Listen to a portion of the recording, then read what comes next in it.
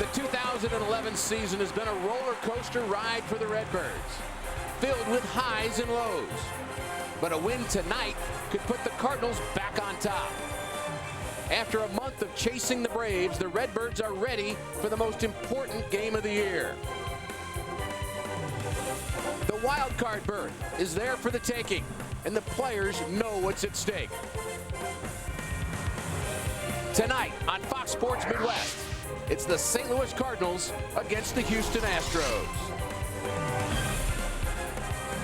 Thanks so much for joining us, Rick Horton, along with Al Raboski. There's plenty of energy and excitement in that Cardinal clubhouse, Al. And for most of these Redbirds, the most important game of their career to date.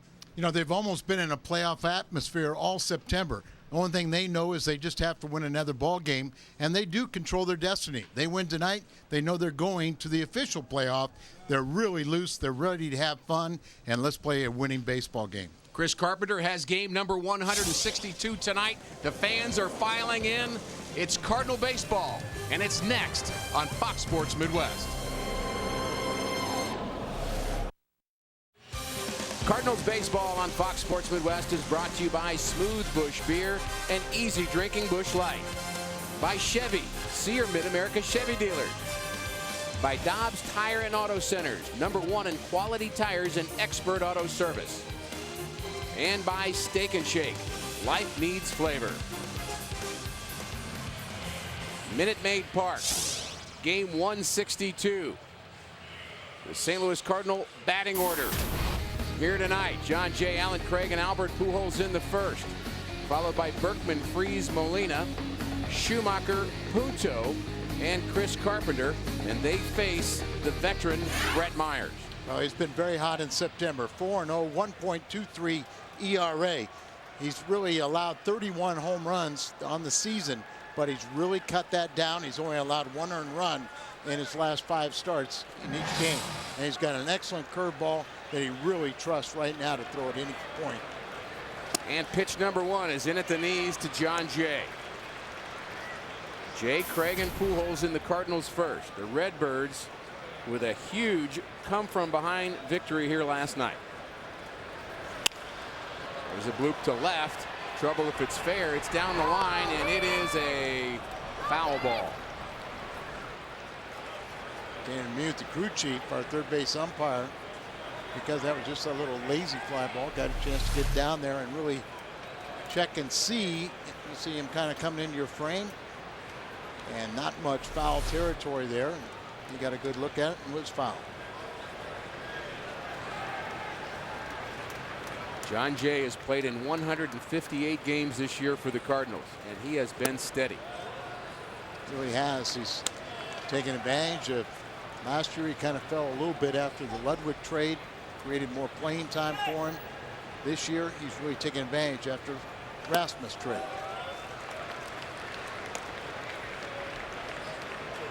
A surprise to some that he leads the team in games played. Used to be that you kind of go in for defense, but there now he's starting just about every day. There's a line drive to the left side. It's knocked down by the third baseman Paredes, and an infield hit for John Jay, and that's how this one starts. Let's go to Pat Paris. He's in the studio, and he has a... Rick, unfortunately, bad news for Cardinal fans watching the game down in Atlanta. Bottom of the third, 1 on and 2 outs. Cole Hamels on in relief now for the Phillies, and Dan Uggla crushes this one deep to left. A 2-run shot, 36th on the season for him, and it's 3-1 Braves now in the top of the 4th. Back to Houston. Thanks, Pat. John Jay aboard, infield single. Brings in Alan Craig batting in the second spot. Matt Holliday still not in the lineup, but Alan Craig, not a bad plan B. Oh, he really took advantage. Had a couple big hits yesterday after he came in. One thing about Holliday, it was really more the fact that he could not throw. So you didn't want to be into a close game and a ball hit out the left field and you couldn't throw it back into the infield.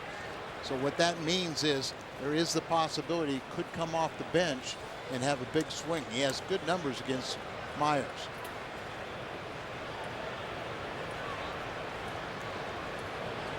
The 1-1.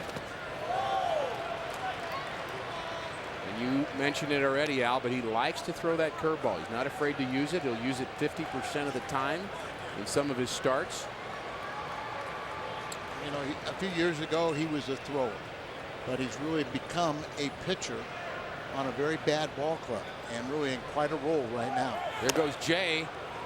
Hit and run was on, and Alan Craig fouls it at the plate. I find a lot of major league pitchers today do not have fastball command, but that is something that Brett Myers does have.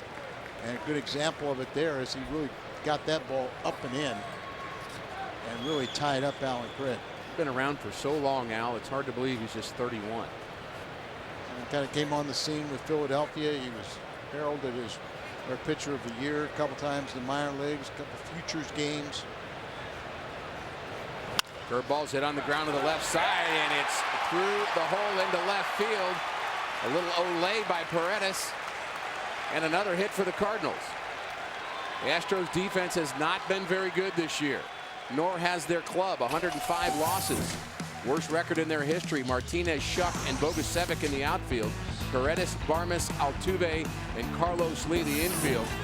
Humberto Quintero, the veteran catcher, and Brett Myers, the pitcher. That's the Dobbs Astros defense. Oh, this is another play that should have been made. Look at that poor fielding positioning there. Plaza Tire Service brings you that. So with a little bit of luck, Brett Myers could have 2 outs and nobody on. But right now the Cardinals like it. Albert at the plate. Albert 17 for 48, 354 average, and 4 home runs against this starting pitcher. And you can see that 300 average is in jeopardy, and also he needs 2 big RBIs to get to 100. Opportunity here for Albert. See, Albert has the right elbow. He's got a compression sleeve on there. That has really been giving him trouble. That's part of the reason why, you know, he's been dipping that elbow, popping a lot of balls up, not hitting, you know, down on it or tackling it, hitting the line drive. But, you know, he plays every day. 1-1. Broken bat into the stands. Albert was actually hit on that elbow, too, on a pitch that he swung at here in this series. Yeah, that was last night, I believe. And he's kind of been barking. Was standing at the cage talking with Tony La Russa when he asked Mark McGuire if Albert was even going to hit. So, but this stage, everybody's a little banged up.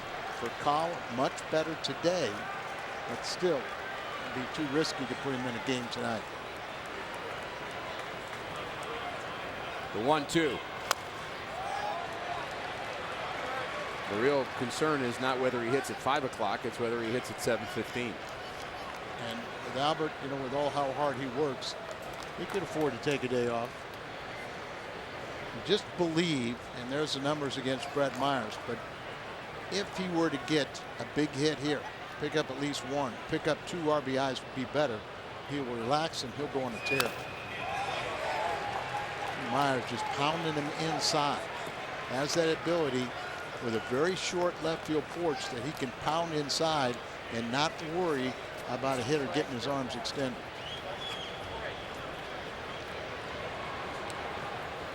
Pound inside is probably a pretty good term for Brett Myers, an amateur boxer. The 1-2. Curveball's hit hard to left, and this is over the head of the left fielder Martinez. And John Jay will score. RBI base hit for Albert Pujols. 1-0 St. Louis. Needs that for his 300 average. He gets 1 more closer. RBI number 99. He could be doing that for 11 consecutive years to start a career. A 300 average, 30+ home runs, and 100 RBIs or more. John Jay led this inning off with a base hit. Jay rounds third, heads home, and he's safe at home. Safe and secure, New York Life. What the Cardinals need to do is they really do have to jump out, add on really early. And when you got a club like the Astros that have lost 105 games, they kind of say, we'll see you next year. They need to put the pressure on right now. Berkman, who owns the Astros pitching, owns this ballpark, but has struggled against Brett Myers. Curveball in the dirt. Berkman with 358 career home runs to his credit. Here's your runners. Craig at third, Pujols at first. 3 hits and 3 runs last night for Berkman, hitting .444, 5 home runs, 14 RBIs against Houston this year, and .485 in this ballpark.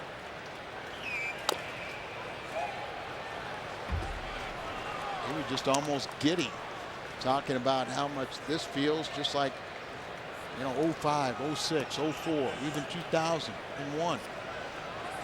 Same ballpark, and here we are playing right down to the last day and still have a chance for something magical. Short lead for Pujols.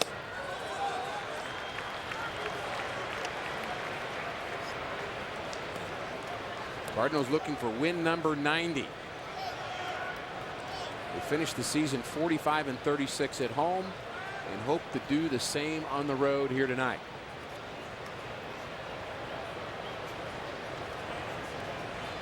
Good road series and probably a little bit lower win total than what you would expect at home. Curveball's hit hard to right. Another hit for Berkman, and it's 2-0 Cardinals. Pujols is headed to third, and he is safe at third. How about Albert? Kovacevic threw out 2 runners yesterday, 2 Cardinal runners. He's got 10 assists on the year, and Albert challenges him, and he's now running at 100% with his bum legs. Pretty good throw, just a little offline, and Albert is in safe. And the Cardinals are making a statement early. Albert is indeed safe. You see it on our Plaza Tire Foxmo. Lance Berkman comes through again. RBI number 94 for him. 4 straight hits for the Cardinals against Myers here in the first.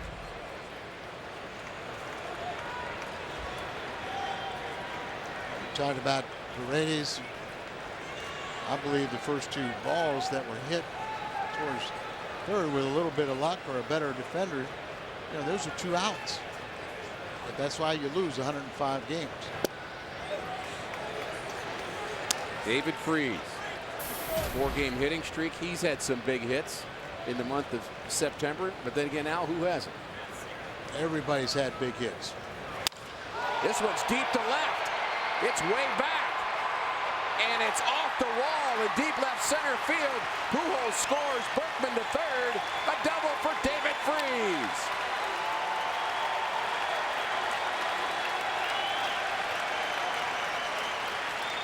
Brad Mills, you know he does not want to go to that bullpen.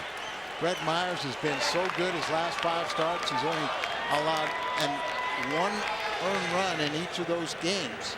Came in 4-0 ERA of 1.23, but everything is kind of up out over the plate. The breaking ball's got a little hang time in it. Just misses a home run getting into the Crawford boxes by a foot or 2, but it does provide another run and a scoring opportunity for Yachty.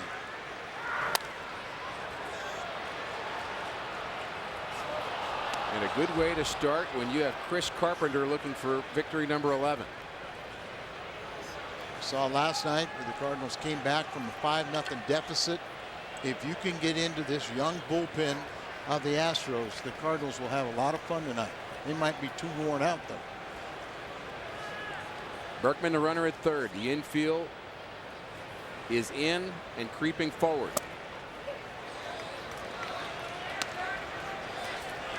4 knockout pitches delivered. I told you he was an amateur boxer, but his father was a trainer and had some pretty good ones. He had Larry Holmes and Michael Spinks. And he's on the ropes here.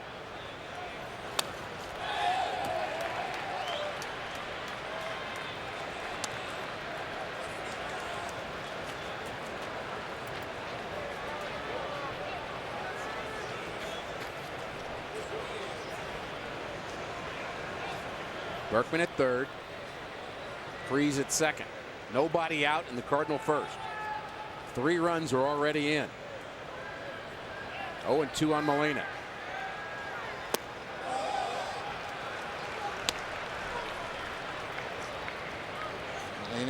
306. That's team high. 14 home runs and 65 RBIs are also personal highs. So he's just having a remarkable offensive year. Ground ball to the left side. This could be trouble. Paredes charges it, and he throws out Yachty. Third baseman getting tested early and often. Ball will find you, won't it? Sure does. He's a normal second baseman. And Altuve, they like him at second base, so they're trying to move Paredes to third base. He was part of the compensation for the Berkman trade from the Yankees.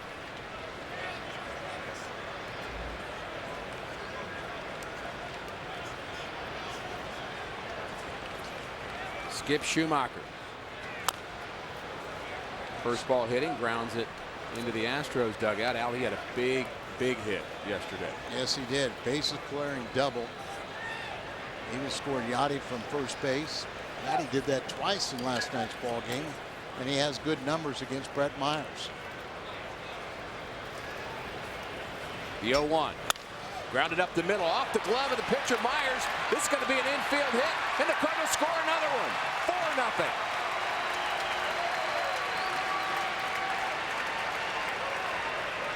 You couldn't ask for a better start. Cardinals have had a lot of luck in this inning, and I believe you create luck. This bounce back here, his delivery pulls him to the first base side, so he can't field his position. Barmes had no chance. Talking with Barmes today, who grew up in Vincennes, Indiana, said he's been getting texts from all of his Cardinal friends, and they're all threatening. You guys better lose today. Nick Punto takes strike one. Doesn't like the call. He had 4 hits yesterday. He was pretty solid defensively too, Al, playing for Rafael Furcal, who's out with a hamstring injury. About that, last 4 starts, 4 earned runs already today with 1 out in the first, 4 earned runs.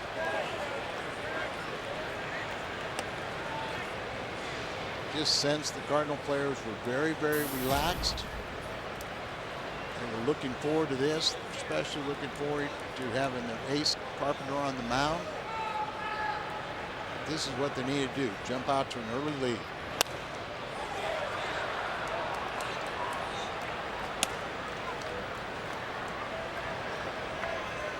Myers lost to the Cardinals in June, then again in July. Decent starts, but it's been a long year for the Astros, and he has not gotten very much run support all year long. The 1-2.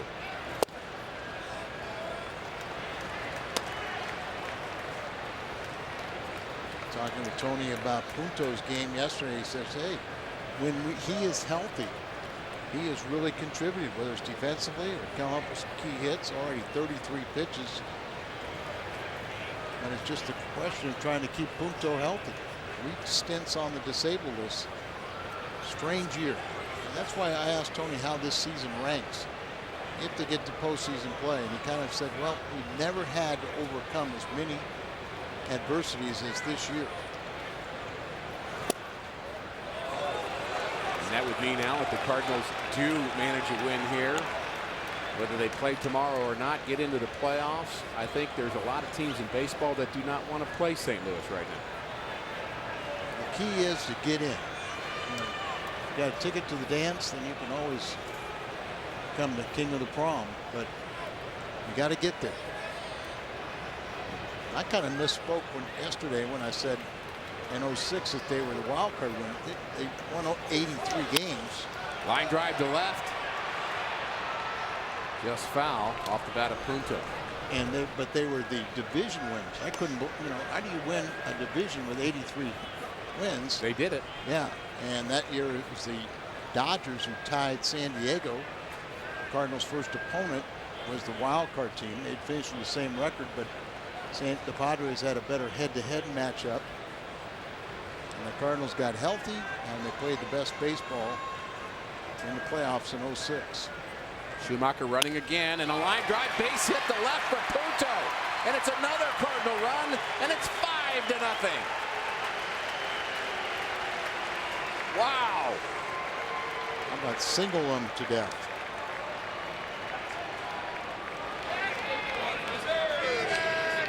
Nice, easy swing out the other way. It almost looks like he kind of falls backwards a little bit. See, he's kind of, arching back a little bit, but effective. He had 4 hits last night, including his first home run of the season for the Cardinals. And now Carpenter gets to bat in first. He's going, where are all these runs during the season? I don't think he's complaining right now. Chris has been on the lowest amount of run support Cardinal starters, and he's had a lot of games where his defense haven't been very good behind him. We'll keep you updated throughout the telecast, but both wild card contenders in the American League are losing early, excuse me, and in the National League they're leading. Throw to second. Schumacher's back. Braves with an early lead. The Cardinals with a big early lead. And Boston has now tied the Baltimore Orioles in the 4th at 2.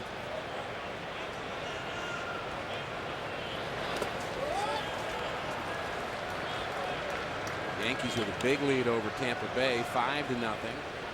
Tampa Bay batting in the bottom of the 3rd there.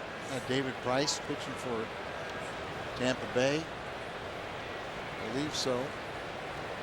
Outstanding young pitcher.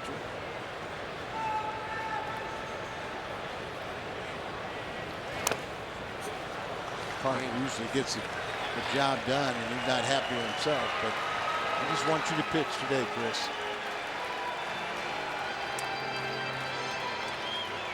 So a strikeout of Carpenter, and John Jay gets to bat for the 2nd time in the 1st inning.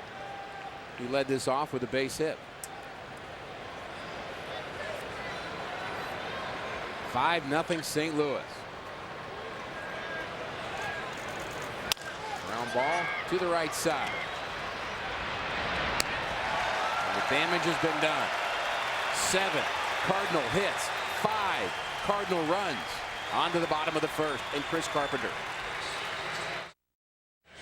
Cardinals break out big in the top of the 1st inning in Houston, 5-0. And here is the Astros batting order in the bottom of the 1st.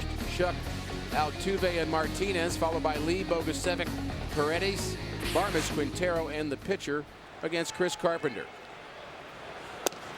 And a strike on the outside corner. You want Chris just to be himself. Big game winner.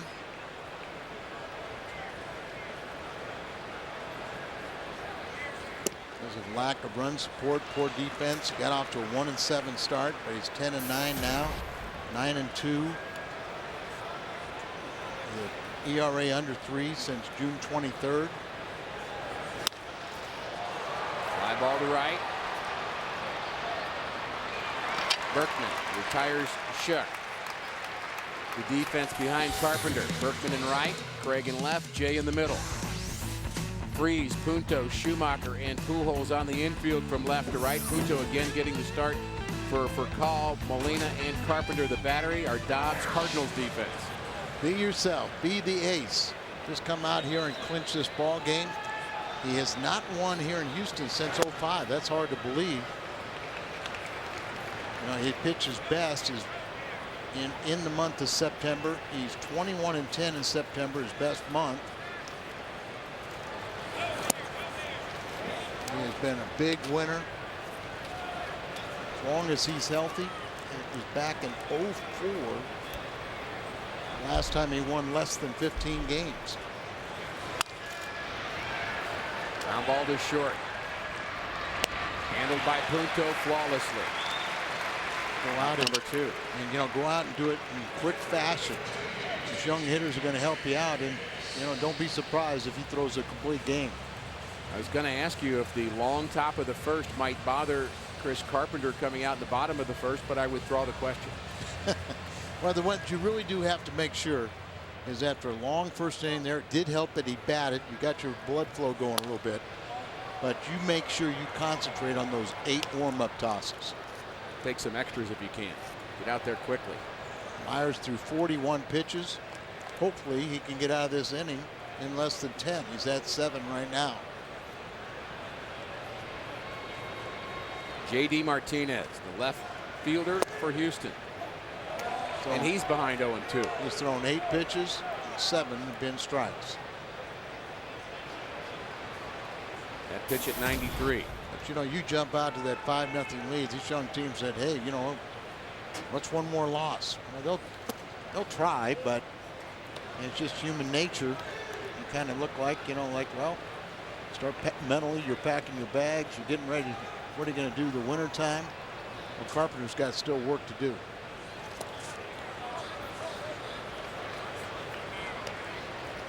Shouldn't be that way for professional players, but last game of the season, you're trailing, you're playing a superior ball club. It kind of fits the mold. They break out on top. They think they can play with you. The 2-2. Swung on in this. Good curveball from Carpenter. 1-2-3 inning.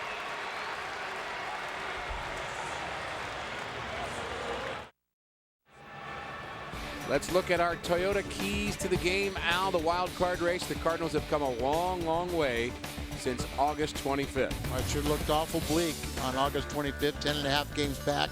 Get into September. If you're inside of 5 games, you think you got a chance. They're 8.5. September 10th, they're 5.5. September 20th, you started really believing 2.5, and now they're tied with Atlanta on game number 162. They're tied for the wild card going into the last day. Cardinals up 5-0. Atlanta up 3-1. Alan Craig singled and scored. If the Cardinals win and Atlanta wins, it'll be the 1-game playoff tomorrow in St. Louis.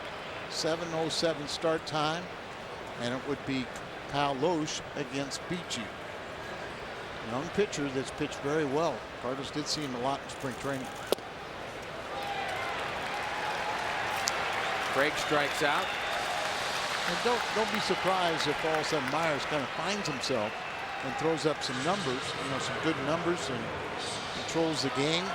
But you know, he's already at 44 pitches. And Albert 1 RBI away from a 100. Sitting on 37 home runs. Wouldn't it be fitting to get number 100 via the home run? He's hit 4 home runs off of Myers already in his career.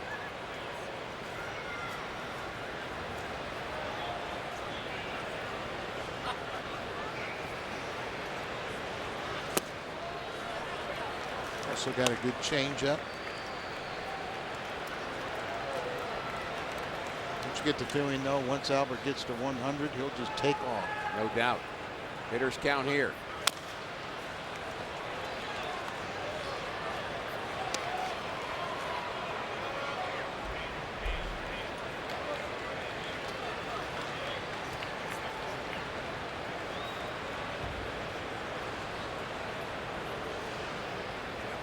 The 2-1 to Albert.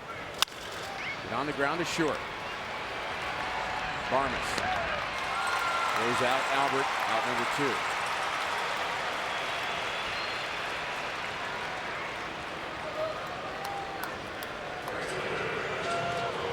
Cardinals have won 9 of the 14 meetings against the Astros this year.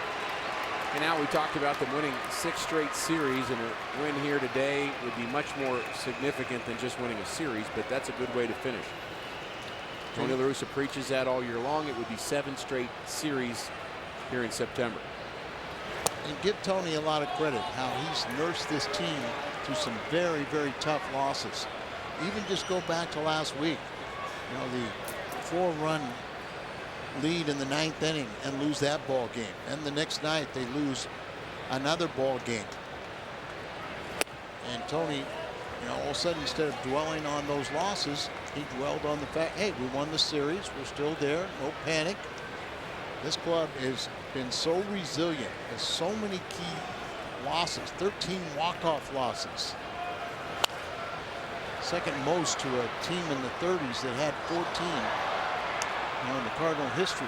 Tied for the most this year in the major leagues. Yet here they are. Here they are. I mean, you know, we showed 10.5 games on August 25th, and it's good to see Dave Duncan. You know, the players wanted Dave to come back. Tony asked, you know, is it okay to come back? How you feeling? And he showed up. But you know, he's sitting there with a heavy heart. Wish his wife the best.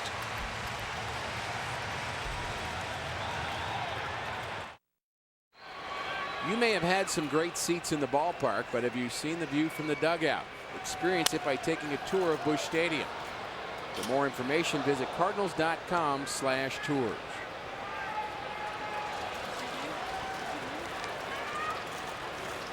Very dangerous Carlos Lee. Swung the bat very well in September. He's been getting a lot of RBIs. Sits at 94 now, but he's hit 152 off of Carpenter with 2 home runs. Carpenter looks sharp. I mean, just all the Cardinal players were just remarking that. Isn't it perfect? We got Carpenter on the mound. We got our ace on the mound. We're ready to play defense behind him. We're ready to hit, but he'll take care of the pitching aspects. Good fastball there, just misses the outside corner. Carpenter just 1 run in his last 15 innings, covering 2 starts. Carpenter almost falls down on that delivery. Appears to be okay, but you got to worry about turning an ankle or something. Absolutely. Hit on the landing area and his foot kind of gave way. Sometimes he gets in trouble when he spins off instead of going towards the home plate. He spins off to first. It's a ground ball. Freeze. Throws out Lee.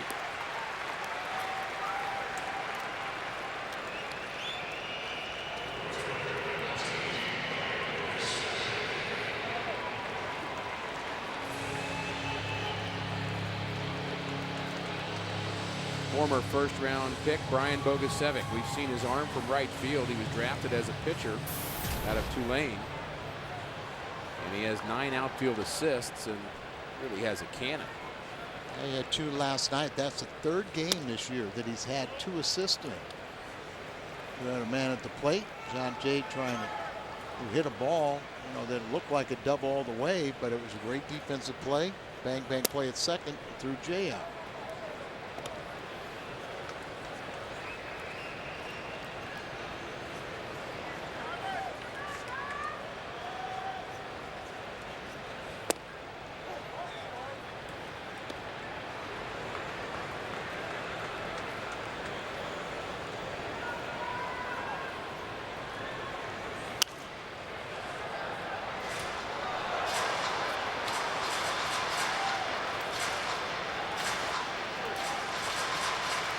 Game like this, when you got that big early lead, you need good concentration.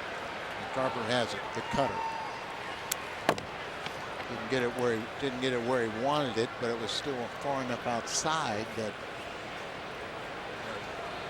just got the foul ball. Didn't leave it in the middle of the plate.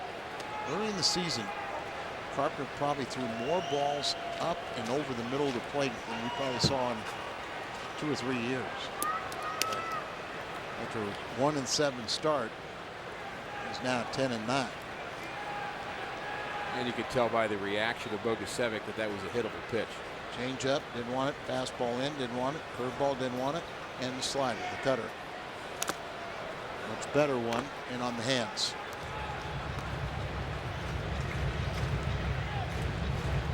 Since Carpenter's been pitching with the Cardinals, he's had 193 starts. Great winning percentage, 94-42. John Lester, same winning percentage, less starts. Halladay, who is his teammate, they kind of learned together. More starts. And a strike on the inside corner. And he catches Bogusevic looking. Let's go back to Pat Paris in the studio for this Chevrolet game update. Pat? Well, Rick, down in Atlanta, Tim Hudson continues to keep the Phillies in check. Here he's going to get Hunter Pence to ground into the double play for 6-3. And then the Lafayette product, Ryan Howard, already had 2 hits in the game. He strikes out. Hudson and the Braves still lead 3-1 now, going to the bottom of the 6th. All right, Pat, thanks for the update. We'll get a few more from you before that game is through. That's a couple times he's had to pitch out of jams, and that takes a toll on him. No doubt. He's not a guy that that you would expect to complete the ball game. So at some point you get into their bullpen and you get those younger players. But that's kind of how you watch a guy can throw 120 pitches with ease, and other guys can throw 80 and really struggle. Not to saying that he's necessarily struggling, but he's had to pitch out of a couple jams tonight.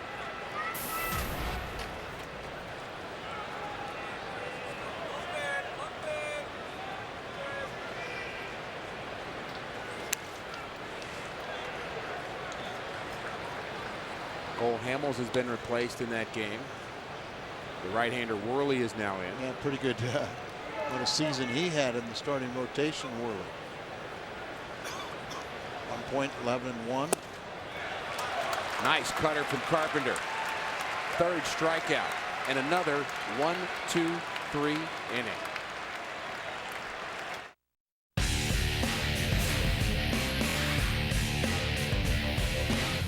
Six is a serious number again. When the Cardinals score 6, you get 25-cent drinks the next day all day at On the Run at Mobile.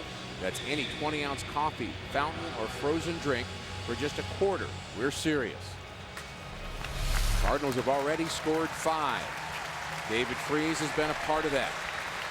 RBI double, and he also scored in the Cardinals' first. Nice ovation right now for the Houston Astros owner, Drayton McClain. They did a little video tribute to him, who's trying to sell the ball club to a former St. Louis businessman, Jim Crane. He is very hands-on, isn't he? And well liked.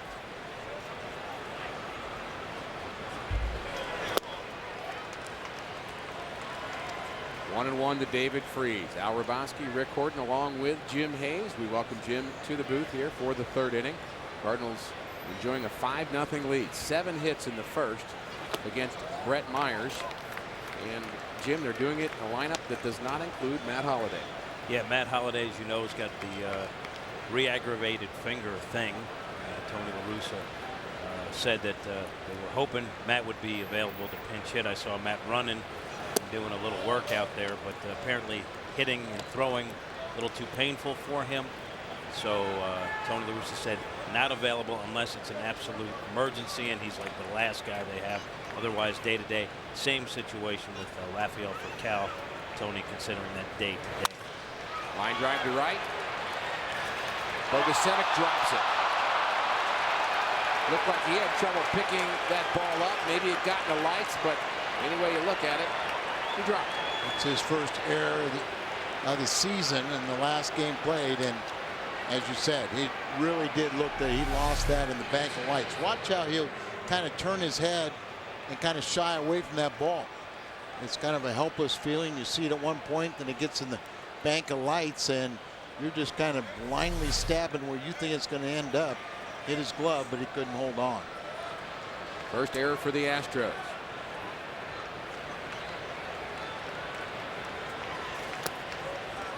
Mentioned they're not a very good defensive ball club. That error is number 116. That ties the Cardinals. Only the Chicago Cubs have more errors than the Astros and the Cardinals. But based on this game right here, we've seen balls that should have been made that weren't made. Plays, you know, the young third baseman who's kind of learning that position. And he can be helpless at this level sometimes. That ball finds you. Myers wasn't very good in the first inning, but he probably wasn't as bad as 5 runs on 7 hits. Correct. Very easily, the first 2 base hits by the Cardinals could have been gobbled up by a good third baseman. Boy, I tell you what, you consider everything that hasn't gone right for the Cardinals this season. Pretty amazing. They're in the situation they're in. You talk about, as you see the base hit, double plays. You talk about some of the defensive lapses. You talk about Blown the saves. bullpen injuries along the way. It's kind of remarkable that they put this together. And it has been remarkable, hasn't it? This whole month of September, it's just been so much fun for the three of us, but also for really anybody who's a Cardinal fan. Just so many people are just enjoying this ride, and I think it's even more fun that so many Cardinals, Jim, are a part of this, including a guy we saw yesterday, Nick Punto, had 4 hits. Doesn't play very much, but got the job done yesterday. And I'll tell you, you look at a guy like Sanchez, who hadn't pitched since June 12th, came in and was lights out. Punto filling in for Cal, 4 hits, his first home run of the season. A lot of guys contributing. It was one of those double plays the Cardinals have hit into a couple of times this year. It happens. 4-6-3, and that brings in Nick Punto, who, by the way, kind of had a nice little moment with you after the game on the star of the game. Why don't you tell us more about that? You say it was nice. I say it was destructive. Intimate. Intimate? Oh, yeah. You guys he gave me, he's the shredder, allegedly. Right. Whatever the shredder is, they tear each other's jerseys in post-game celebration. And last night, Nick Punto gave me the shredder. But to be honest with you, it was a gentle, you're not a real athlete, you're not a real manly man, so I'm not going to hurt you by ripping off your whole shirt. So he was nice to you. But very nice. He did rip your buttons up. He ripped a little of the shirt, too, and he's such a nice guy. In the clubhouse, he said, "Are you mad at me?" I go, "No, it was good." And this morning, he tried to give me money for another shirt. And I said, "Don't worry, I'll get it. He took it. I'll get it from Al." 1-0 to Punto. Frees the runner at third. It's worth it. I'll buy you a shirt. It may not fit you. I don't want one of yours. They're a little small. Cardinals, Fox Sports, and the state of Missouri are teaming up to help you stop smoking. For more information, call the quit line at 1-800-QUIT-NOW. Carpenter bats next, so they'll walk Nick Punto. Fell behind the count a little bit, so we'll go ahead and complete the intentional pass. Respect for his 5 for 6 last 2 nights.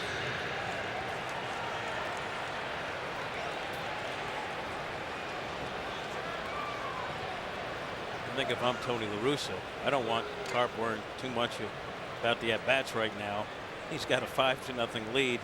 Let's conserve some energy. Could hit a home run and walk around the bases. That'd be fun. I'm ready for the hanging curveball. You're absolutely right. As a competitor, you want to contribute, you want to keep on piling on, but in our minds, just make sure he just continues to pitch. Don't expand any extra energy.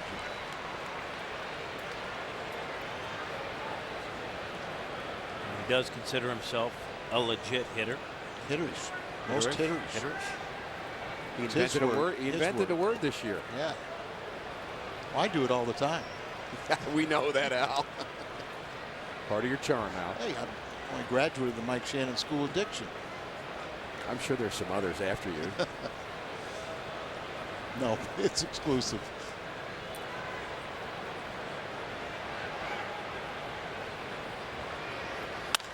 There's a ground ball base hit for Carpenter. Very hitterish. Like I said, you got to get some offensive production out of Carpenter. His 5th RBI, whether he wants it or not. Is that what you said? Just changed it.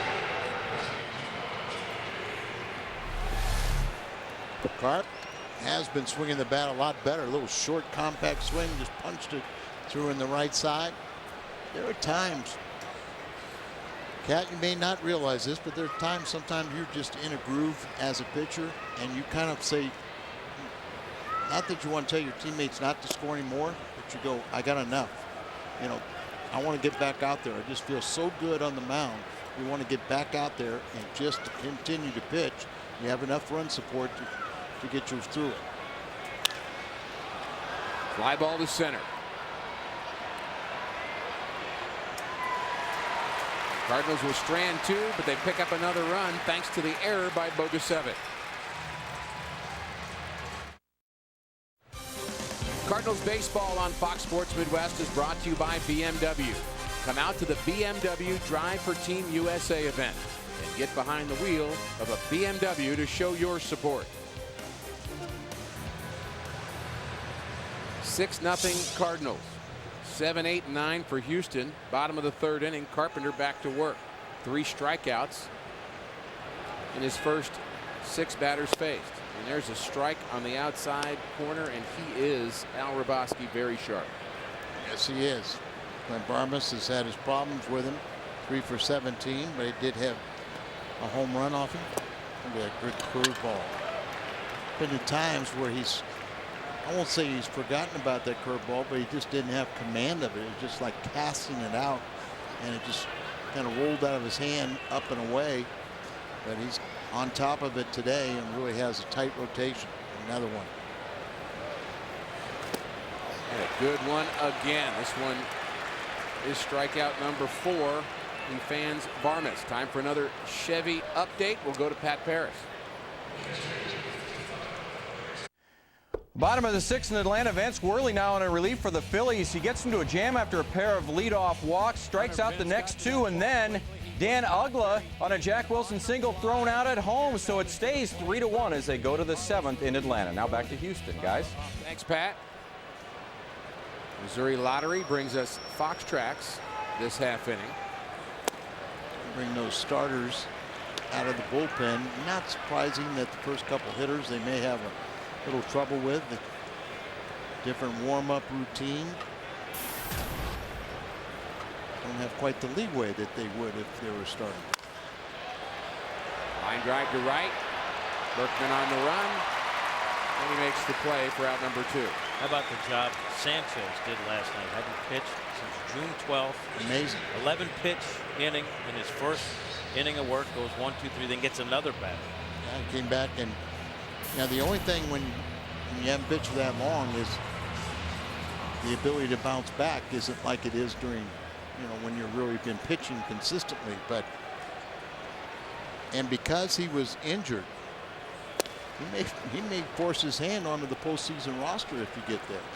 Well, Tony said that if there's a playoff game, oh, he'd be ready for that. But Sanchez will be a valuable weapon to have. He was totally impressed, and I think you guys touched on. He was warming up, I think, in the first game of this series, and Tony got reports how his stuff was electric, and that's why Tony was more optimistic in using it. Another strikeout for Carpenter. Jim, we've enjoyed the visit. Me too.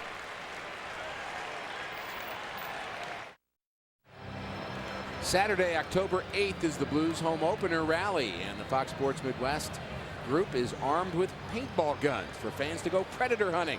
Fans can blast the Nashville Predators logo with blue and gold paintballs. Sign up at the Fox Sports Midwest Girls Facebook page. The home opener paintball predator hunt is presented by Dirt Cheap and Fox Sports Midwest. Get details on Facebook. Fly ball to left. Alan Craig is retired, out number 1 in the 4th.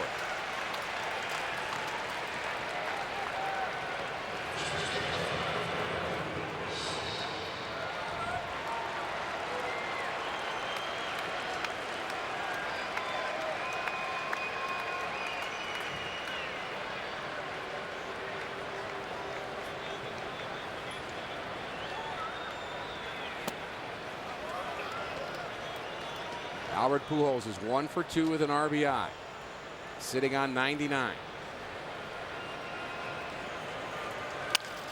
Ground ball to left side. Backhand play by Barmas.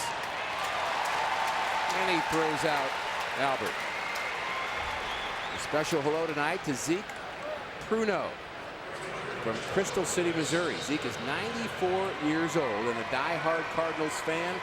We appreciate you, Zeke, and all the Cardinal fans out there for your loyalty and support all year long.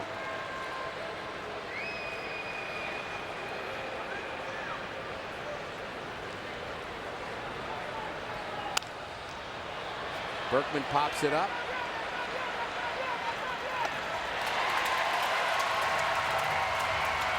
Quick inning for Brett Myers.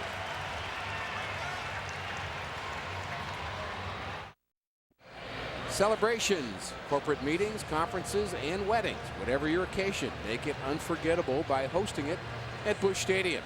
Visit BuschStadiumSpecialEvents.com for more information. It's time to create some memories. Cardinals are certainly doing that in the month of September, Al, creating memories. So many big moments, and we talked about it early in the season. Not very many big walk-off moments or big pitches or huge performances, but the Cardinals have had plenty in the last 4 weeks. Sure have. They've made up for almost the first 5 months, but talk about celebrations, you talk about diehard Cardinal fans.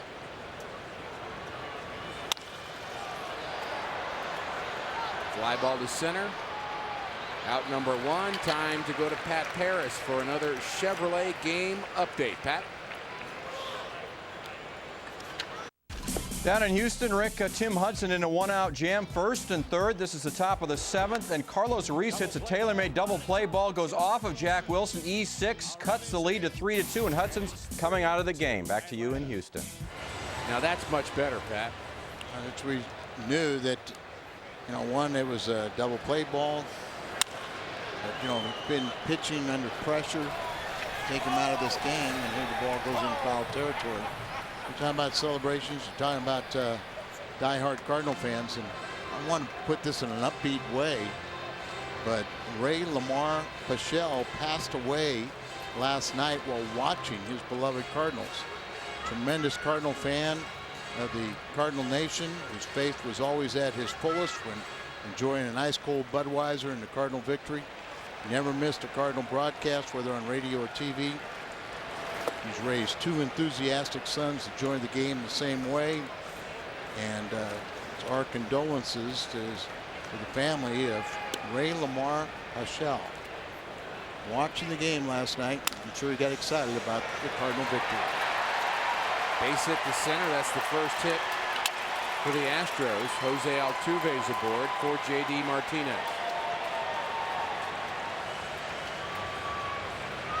Who says these Cardinal fans don't get into it? And it was the second highest broadcast ratings-wise last night in Fox Sports Midwest's history. So thank you very much to all the Cardinal fans. But they're enjoying the 11 version of Cardinals. And hopefully they're enjoying just the game of baseball right now. So many good things going on in all of baseball, including the American League wild card. And look at there. New York, 7-0 lead over Tampa Bay. Boston is leading, but that game is only 1 run. Will they have a game tomorrow? Or will Boston win it outright?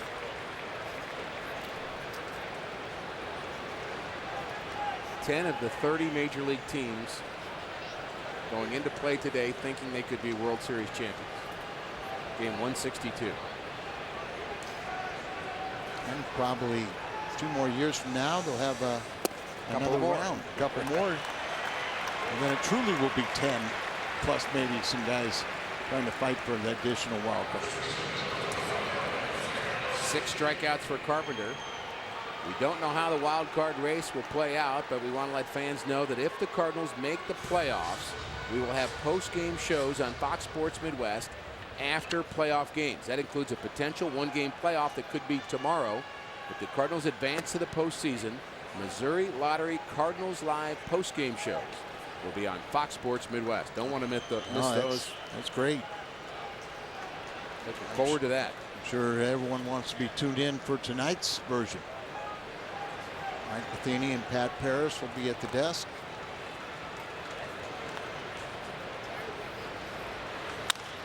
Ground ball to the left side. Freeze across the diamond. Astros get their first hit, but that's all here in the 4th. The 2011 Cardinals yearbook is the takeaway souvenir of each season. And this year's edition is one of the best ever, with a salute to the ultimate 25-man roster of all-time Cardinals. Don't miss this celebration of the ultimate Cardinals dream team, which is available at the ballpark, area grocers, at cardinals.com/publications, or by calling 314-345-9303.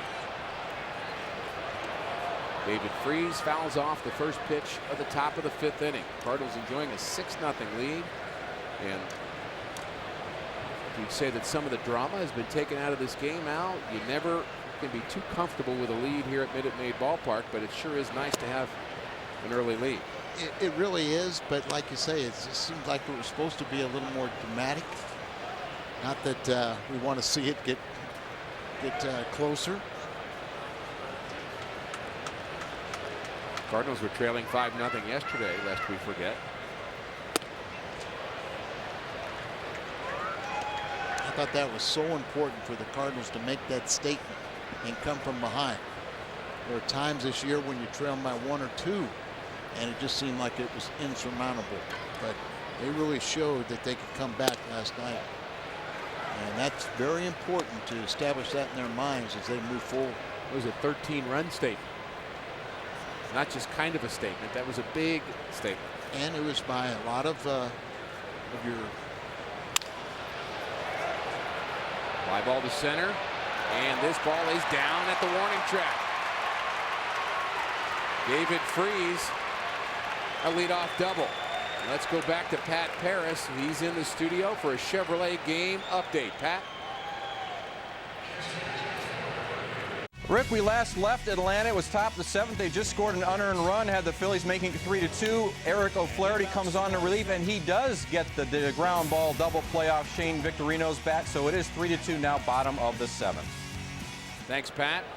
Appreciate that update. David Freese with a leadoff double. Yadier Molina has 65 RBIs on the season, and he'll try to move Freese from 2nd to 3rd. Loves to hit the ball the other way. Saying that a lot of the come from behind in yesterday's game was, Schumacher, Terrio, Punto, Alan Craig. There's guys that are very capable, but not the first ones that you would come to think of. And so it was very important that we're getting this contribution from so many.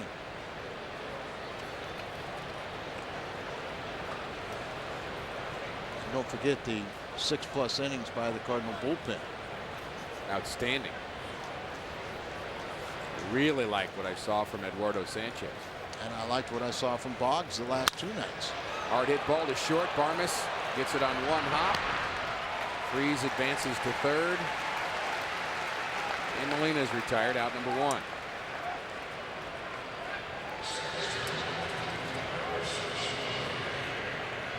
We've talked about the wild card races, Al, but there's other things at stake today. Our Hyundai Foxmo shows the good hands of Clint Barmes. There are some home field advantage issues going on as well in both the American League and the National League with the division leaders. And Milwaukee and Arizona kind of slugging that out. And Texas and Detroit in the American League. And that can have huge consequences if you talk about the series, whether or not you have the advantage at home or on the road, or who you play. Especially Milwaukee. Rinky's so great at home, but they got that tremendous home record.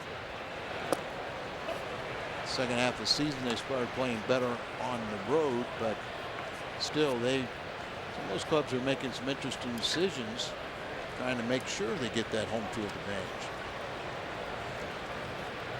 And I love it that it's all up in the air on September 28th, game 162. Ground ball up the middle. And this is going to score a run as Schumacher bounces out and David Freese scores, and it's 7-0 Cardinals. Very nice play by Barmes once again.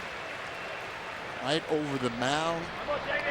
Right in front of the second base bag. Throw off balance, get Schumacher.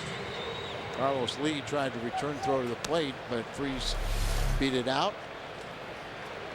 Playing in, so he's got to cut across right here. See the off balance throw. David Freese really waited for that ball to get past the pitcher and very alertly scoring. And it's 2 RBIs for Schumacher tonight, 38 on the season. 7-0 Redbirds.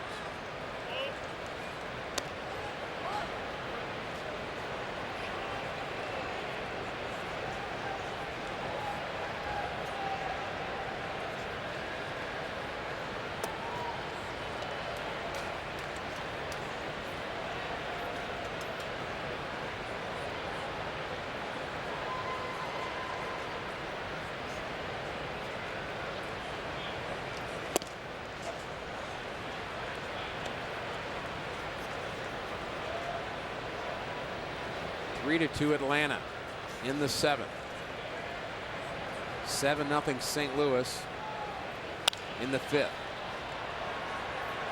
If things do stay the same out, you'll see Kyle Loesch and Brandon Beachy tomorrow, 7:07 start at Busch Stadium. I saw Beachy. He threw it about 3 different times against the Cardinals in spring training. Rookie pitcher, but he looked very good. Cardinals pick up another here in the 5th.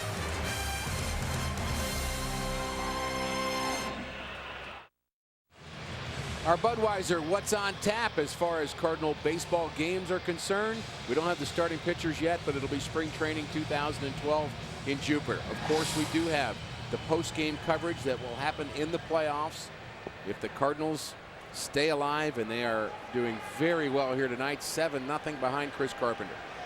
Out hit the Astros 10-1. Carpenter already 6 strikeouts.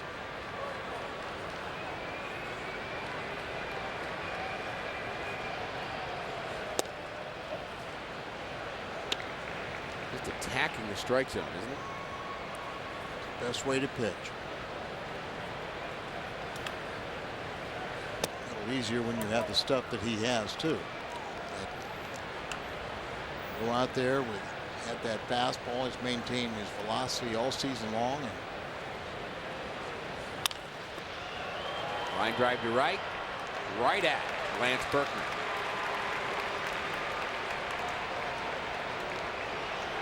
Our Schnooks this date in history, September 28th, all the way back to 1924. Rogers Hornsby finishes the season with a .424 batting average to lead the National League.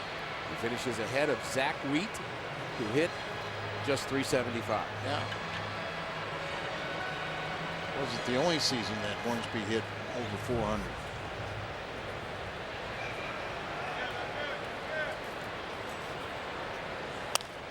At Kemp having a great season, but you just don't want him to break the, the Triple Crown. Remember who the last National Leaguer to win the Triple Crown? Joe Ducky Medwick back in 1937.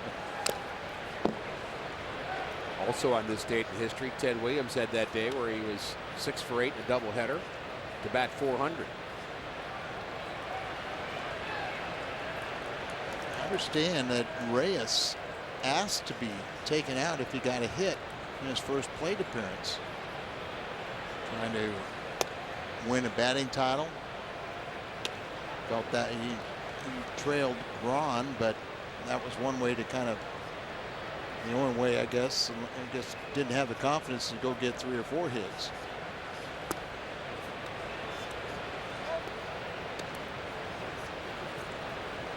Ryan Braun is 0 for 2 and his average has dropped to .333. So the batting title up for grabs today. The home run title perhaps. Freese gives it a chase.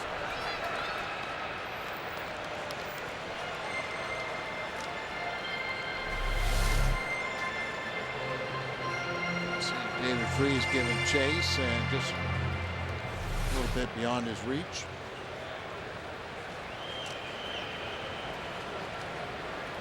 Cardinals have out hit Houston 10-1.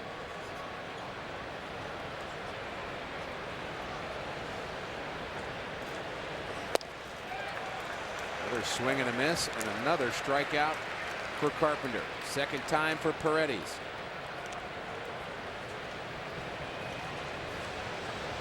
Most of the time that Yachty and Carp are always on the same page, but he went through every signal to get set up for that fastball away. Close enough, but paints the outside corner. And really in trouble when you have to swing like that. Just trying to get a little piece of it to follow it off. 7 strikeouts and just 59 pitches. Carpenter working in the 5th. Barmes a strikeout victim in the 3rd. He's now 0-2. 60 total. Second inning, he had to really labor 18 pitches because he had 2 strikeouts. Really laboring.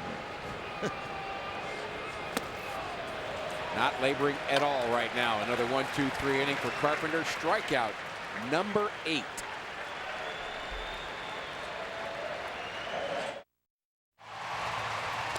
Cardinal manager Tony La Russa has seen his ball club come around here in September. 16 seasons with the Redbirds, 8 postseason appearances, a couple of pennants, and 1 World Series. He'd like to add to those totals. Needs a few games next year. Trying to win his 2,728th ball game tonight, Tony La Russa. John McGraw is in second place in the all-time win list with 2763. Closing in. Yep. So first half of next season manages, and another question mark. Where would Tony be? Speculation that he's going to go to Chicago at the vacated manager spot with the White Sox. And there's also speculation he's going to retire. I told our Jim Hayes yesterday, I can't do both of them. I think he'll be back in St. Louis. That's my guess. 0-2 on Carpenter. Wilton Lopez is the new Astros pitcher. Cardinals got to Brett Myers early. 10 hits, 7 runs in 5 innings.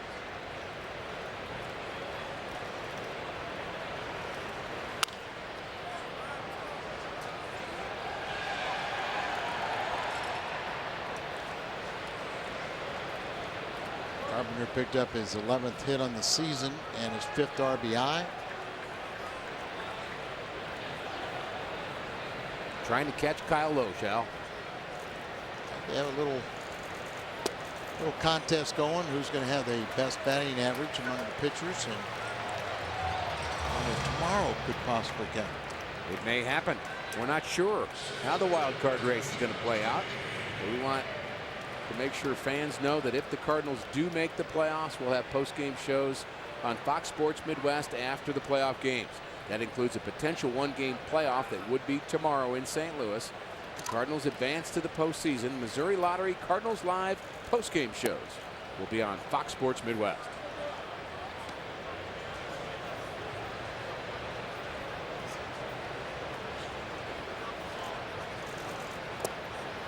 Cardinal center fielder John Jay is 1 for 3. Got things started in that first inning. Both he and Alan Craig hit ground balls to the left side that we both think could have been played, should have been played by the third baseman Paredes. And it just opened the floodgates for the Cardinals. Both of them base hits.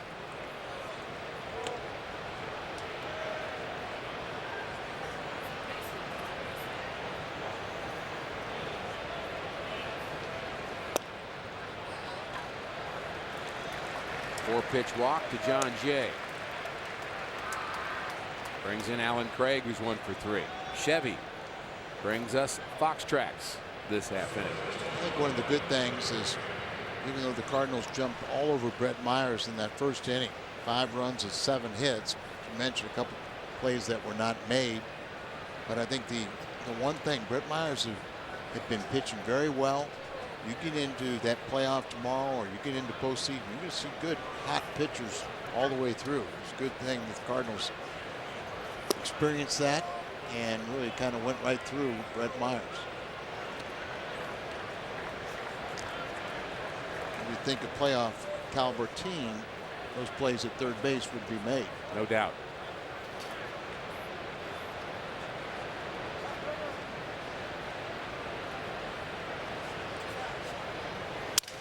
Broken bat. Liner to the shortstop. Tries to double off Jay. Not in time. And another broken bat. This time it's Alan Craig. He's now 1 for 4. It's kind of played as if the Cardinals will need that 1-game playoff tomorrow.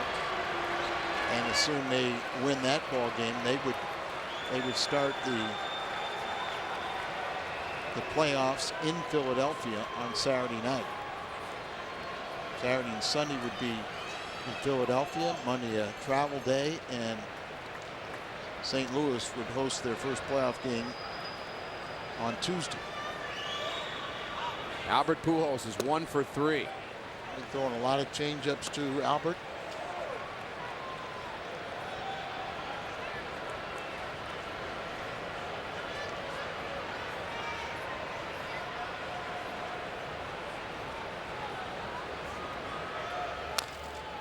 And if you care about Albert batting 300, and I know many Cardinal fans do, and I know many Cardinal fans are much more interested in the Cardinals picking up a victory today.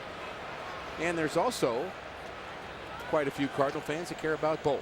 Albert at 300. I do. 1 for 3 here tonight. Not only do you want him to maintain the 300 average, but you want him to pick up at least one more RBI for the century mark.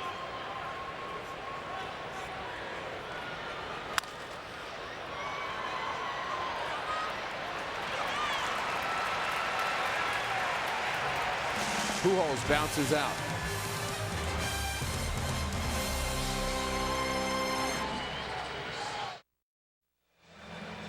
Visit Lowe's to pick up your instant win game card for a chance to win World Series tickets, compliments of Scott's.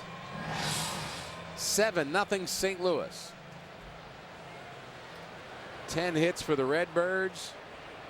A 5-run first inning, and Chris Carpenter has been very, very sharp, looking for victory number 11 against 9 defeats. He's only allowed one base runner. A hit back in the 4th, and he's punched out 8. At 62 pitches right now. And Quintero may have hurt himself. Rib cage maybe or something.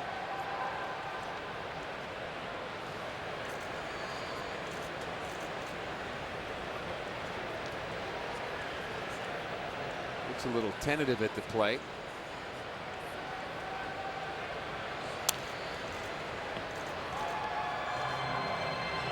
Carpenter didn't like that location. And a tentative swing from Quintero. Flew out in the 3rd. At times you'll throw a pitch and you're almost pulling it back, and yet hitter can't do anything with it. Other times make a good pitch and give up a hit. Nice play by David Freese. Out number 1.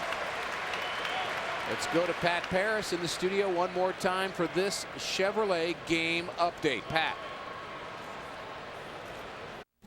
Well, Rick, down in Atlanta, the Braves trying to cling to that 3-2 lead against the Phillies. Johnny Venter's on for the Braves. He's in a bases loaded 2-out jam, but the lefty strikes out Raul Ibanez to maintain that 3-2 lead. Venter's throwing 27 pitches in that inning. You wonder if he'd be available if need be tomorrow.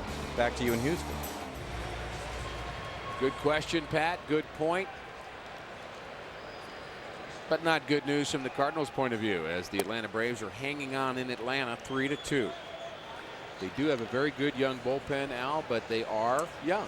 Yeah, and this is Brett Wallace, former Cardinal #1 draft pick.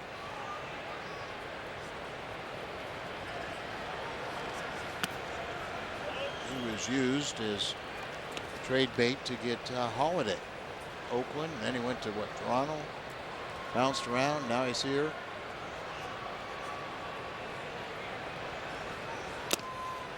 Late on that swing.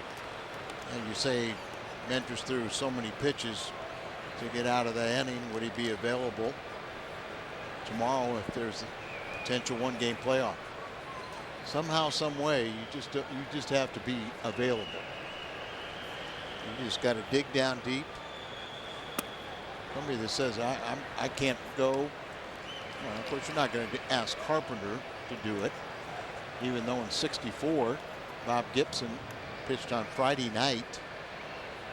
In the final weekend, pitched Friday night, went 9 innings, lost 1-0 to Al Jackson, and then he came back on Sunday and pitched 4 innings in relief to win the ball game.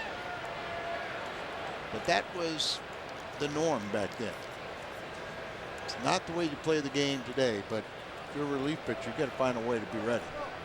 And there's some that may ask the question about Chris Carpenter today. The Cardinals with a big lead early on. Any thought of keeping his pitch count down, so he may be available sooner than later.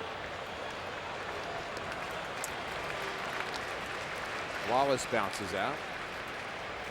His pitch count is down.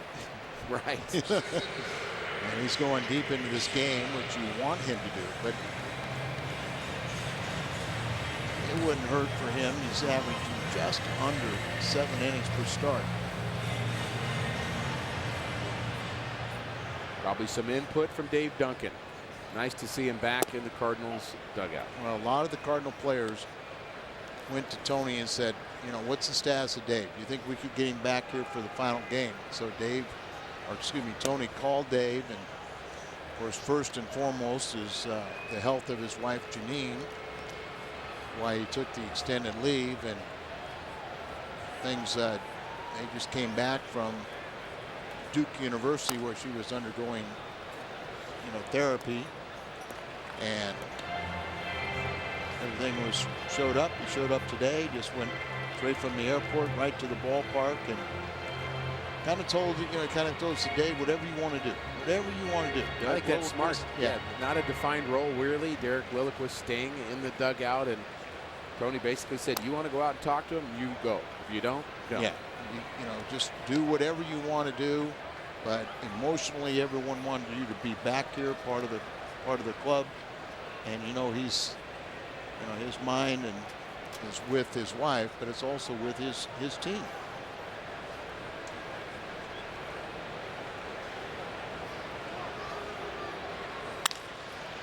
Ground ball up the middle.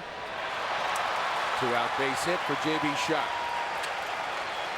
Just the second hit for the Astros tonight. Follow the Cardinals with the MLB.com @BAT11 app for your iPhone, iPad, Android, or BlackBerry. Get live audio, pitch-by-pitch tracking, video highlights, and more. Text @BAT to 31826 or visit Cardinals.com for details.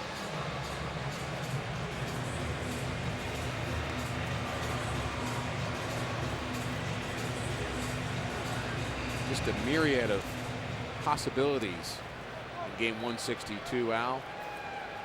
If the Atlanta Braves were to lose that game in Atlanta, they lead it 3-2 now, then this could potentially be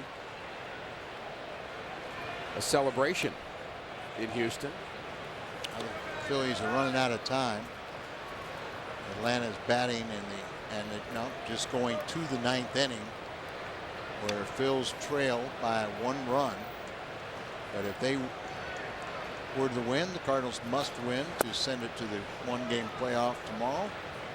And if Philly does come from behind and win that ball game, and the Cardinals win here, we will have a celebration, and we'll be in the clubhouse bringing it to you live. Anyway, just stay tuned after the game and watch. You'll see something post fun. game, and you'll see something that looks like it's a close game there. Boston, they played 7 at Baltimore. Boston leads 3-2, where it's all New York over Tampa Bay 7-0 as they are in the bottom of the 7th. So you'll get a lot of highlights on the post-game show, a lot of analysis, so be sure to stay tuned. 3-0 pitch is ball 4 to Altuve. 2-out hit, 2-out walk brings in J.D. Martinez. First walk of the night, and the first time that they've had multiple base runners in an inning. And Martinez, who fouled that ball off his left foot the other night in game 1, was able to play today. Martinez has struck out twice and has not looked good against Carpenter.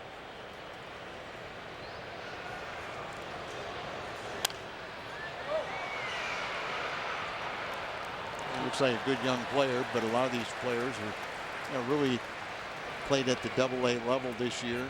Still got a lot of learning to do. He's just 24. Shuck, the runner at second, is 24. Altuve just 21. He's the runner at first. Schumacher retires Martinez. We are through 6 in Houston. Comfortable lead so far for St. Louis. Cardinals baseball on Fox Sports Midwest is brought to you by Kia Motors. To learn more, visit kia.com. And for a limited time, Jack's Really Big Chicken Sandwich Combo is back for only $3.99 plus tax at participating restaurants. Plenty of excitement for Cardinal fans in September. Don't we all feel like that young man? We just don't all show it. Going out watching.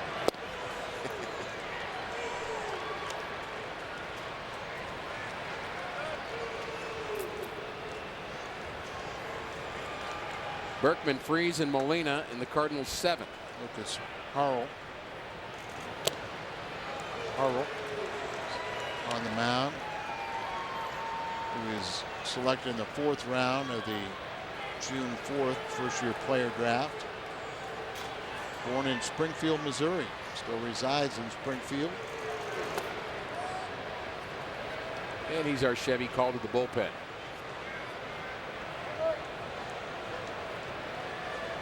So Street and Smith, preseason high school All-American.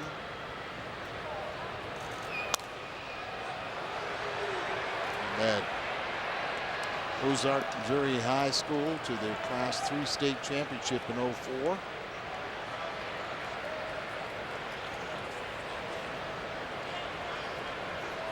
Spent the majority of last season in the White Sox organization.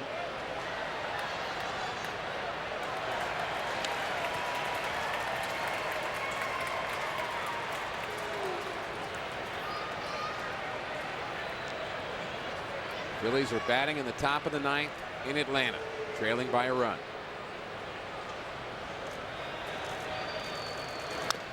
I believe this pitcher started that game Sunday in place of Bud Norris, and that was the 19-3 shellacking at the hands of Colorado.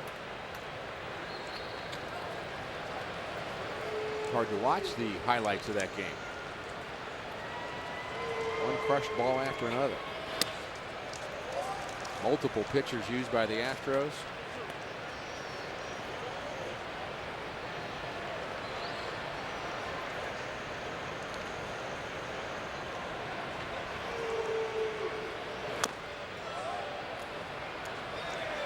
Charlie Manuel's a man of his word, isn't he? Sure is.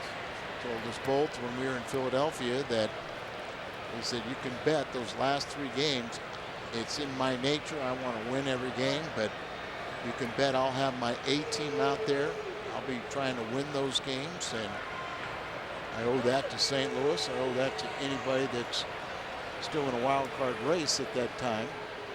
We won the first 2, and we're trying to threaten against the Atlanta closer. Popped up on the left side. Back goes Barmes. Backpedaling makes the play on number 1. Charlie told me, he said, you know, one year he was in a wild card chase and he didn't appreciate some managers, you know, bringing in rookies late in the game when they still had a chance to win or get into the wild card race. And he said, I pay attention to that and I don't forget. And he said, you just owe it to other teams to try and make your best effort. And Bud Mills did his. No doubt. You know, he had, you know, 2 of his best pitchers lined up in this series. We saw their closer, Melanson. Yeah. And by the way, Melanson, he did have that little baby girl born yesterday afternoon. And that's the way it should be, playing it out. And everything stays as is. The Cardinals will play the Braves tomorrow. If they can hang on, and the Braves can hang on. And how exciting will that game be in St. Louis? And now we'll have the post-game show. And St. Louis will be rocking.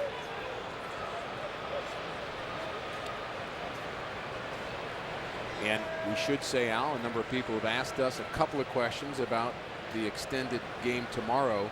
Yes, stats count as regular season Correct. stats. And yes, you can play with your expanded roster. It's not exactly the playoffs yet, so you can continue to play with your extra September call-ups.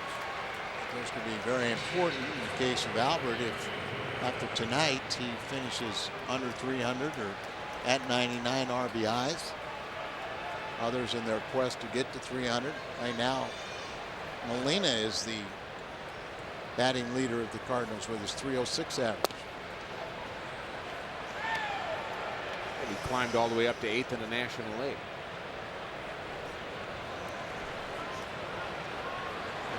I didn't even thought about it. You know, would that be the final game of Albert's career as a Cardinal? You don't want to think that way.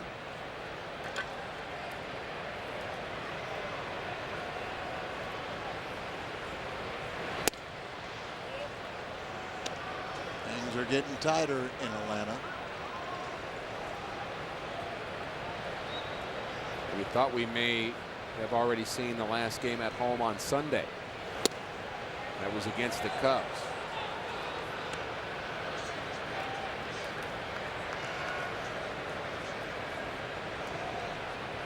But perhaps there'll be one more game at Busch Stadium, regular season game,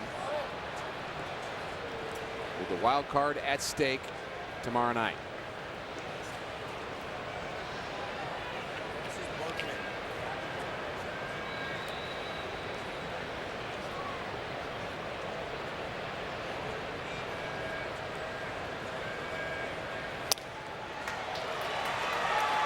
Molina, tough to strike out, but he does.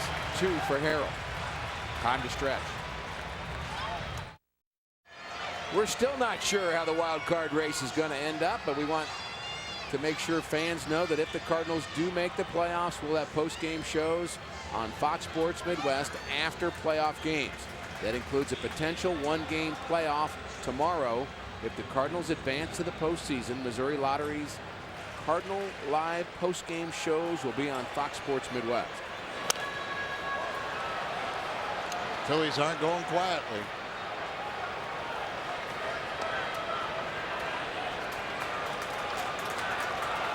Phillies batting in the top of the 9th. Carlos Lee. That's first for Houston here in the 7th. Little buzz going around the stadium right now. Fly ball to right. Out number 1. Let's go to Pat Paris for a Chevrolet game update. Pat. Top of the 9th, Craig Kimbrell on to close it for the Braves. Bases loaded after a single and a couple of walks and 1 out. Chase Utley goes the other way. A sacrifice fly. The pinch runner comes home to score. Now tied at 3 with still 2 on and a couple of outs down in Atlanta. Back to you in Houston. Thanks, Pat. So exciting things going on in Atlanta. Chris Carpenter pitching a gem here in Houston. The noise you're hearing around here in Houston is Cardinal fans. And now they see the score on the scoreboard. They're making the change. And there's the reaction.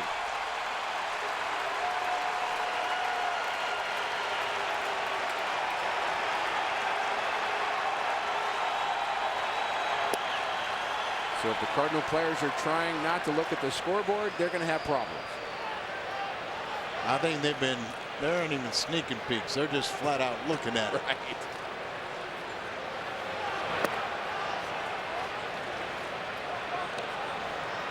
Still batting with 2 outs.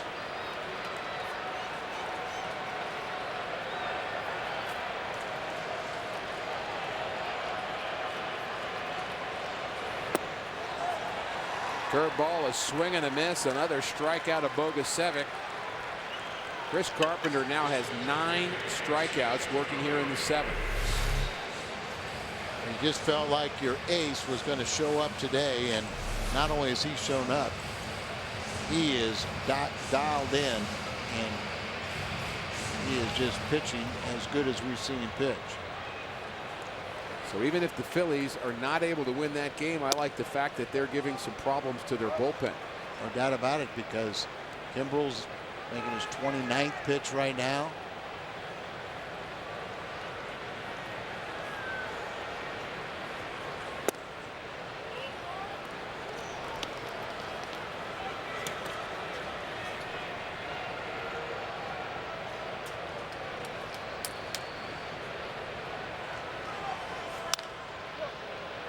Ground ball, and it's foul. Jimmy Paredes has struck out twice, and he's had a lot of company among his Astros teammates. Chris Carpenter has had the good fastball. Cutter has worked, curveball, you name it.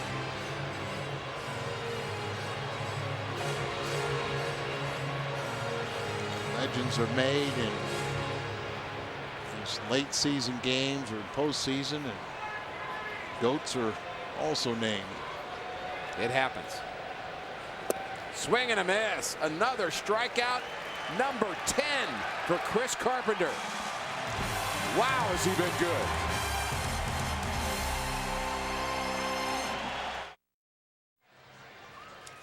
Let's take a look at our Nissan drives of the game, Al, and they came in the first inning. The Cardinals with a ton of hits. The Cardinals just made a statement early as they came out swinging the bats.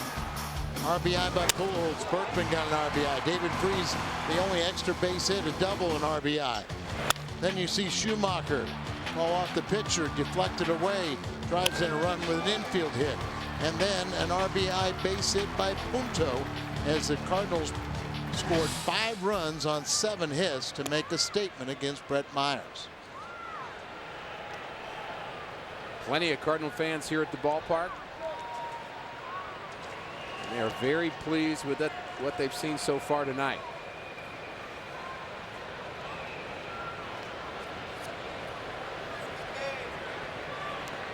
The new Astro pitcher is Zenuri Rodriguez.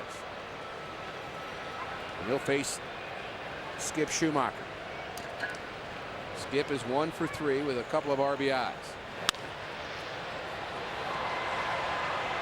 Down the left field line, towards the line, but playable. Time for another Chevrolet game update from Pat Paris. Rick, after Craig Kimbrell blows his 8th save of the season, the Braves go to the other closer, another reliever, I should say. Michael Martinez gets the pop out there. Chris Medlin is the guy who came on to get that final out, so they go to bottom of the 9th, now tied at 3.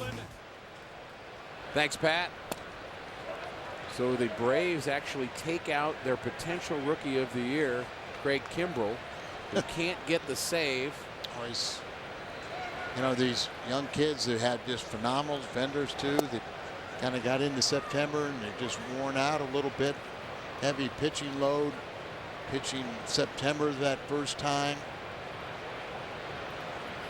Exposed to, you know, the playoff atmosphere, and they've had a hard time with it. But I got a news for you. How about Boston and Baltimore? I think Boston's still leading 3-2 after 7, but they're in a rain delay.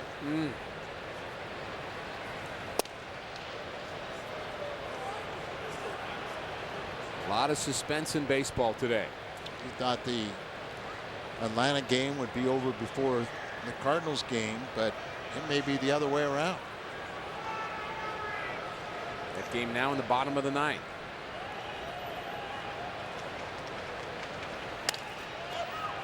Popped up on the infield. Who wants it? Altuve does. Tickets for the potential wild card tiebreaker game and division series home games are on sale right now. Get yours today. Actually, get them right now at Cardinals.com. You can call 314-345-9000. Don't wait. The tickets are going to go quickly. 314-345-9000. Or you can go to Cardinals.com.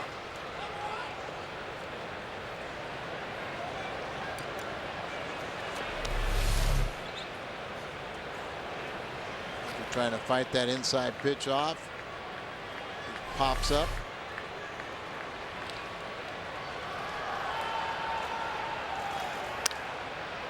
Another pop up off the bat of Carpenter. Bogaseve calls off Altuve. 1-2-3 inning for Rodriguez. On to the bottom of the 8th. We've got another full day of action on college football Saturday, beginning with undefeated Texas Tech taking on Kansas, followed by Arizona squaring off against USC, and Washington battling Utah. Then on FX, game of the week, the 17th ranked Texas Longhorns take on Iowa State in a showdown between two undefeated conference rivals, followed by UCLA looking to hand 4th-ranked Stanford their first loss of the season. Our coverage of college football Saturday begins this weekend at 11 a.m. in high definition.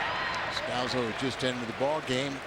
Catches that easy pop up on the first pitch here in the 8th inning. So Terrio takes over at second base. Schumacher moves from second to right.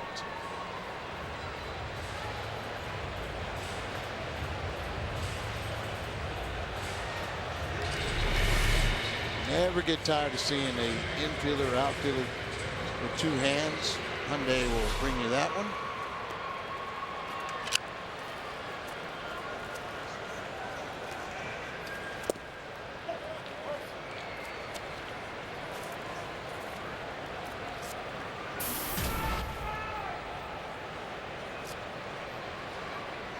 Corcoran, the backup catcher, who's really had a emotional couple days. He's got a 2 or 3 month old infant that was born with a heart defect, and Monday went through 11 hours of heart surgery. But everything is reported to be doing well. Corcoran bounces out. 2 quick outs for Carpenter. This copyrighted telecast is presented by the authority of the St. Louis Cardinals. It may not be reproduced or retransmitted in any form, and the accounts and descriptions of this game may not be disseminated without the express written consent of the St. Louis Cardinals.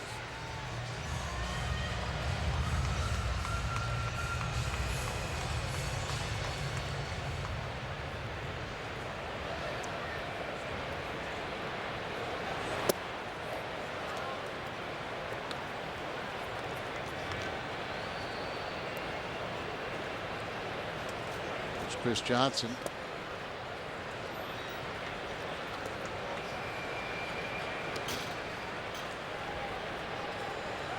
Chris Carpenter and the Cardinals 4 outs away of at least tying for the National League wild card, forcing a game tomorrow if Atlanta is able to beat the Philadelphia Phillies. The Phillies tied it in the top of the 9th, 3-3. The Braves batting in the bottom of the 9th.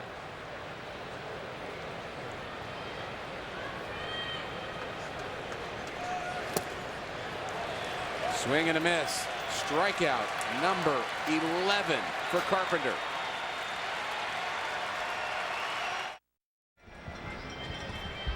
Seven zip cards as we go to the 9th in Houston. Coming up after the game on the post-game edition of Missouri Lottery Cardinals Live. Pat Paris, Mike Matheny back in studio. The Cardinals pushing toward a 1-game playoff or a wild card berth. TBA, Carp, razor sharp, plus Tony La Russa's post-game thoughts as well. That and more coming up. A lot of Card fans in Houston. They are pumped, and we go back to the booth. And Rick and Al, guys. You bet they are. Thanks, Jim. Appreciate your coverage all year long. And looking forward to the post-game show here after this ball game. John Jay will lead it off for St. Louis. And a new Astros pitcher is Lance Pendleton. 4th appearance. Lance was claimed off of waivers from the Yankees on September 9th. He attended Rice University. For the Yankees, he appeared in 11 relief outings this season, posting a .321 ERA. More than double that with the Astros, as he's at a .662 ERA.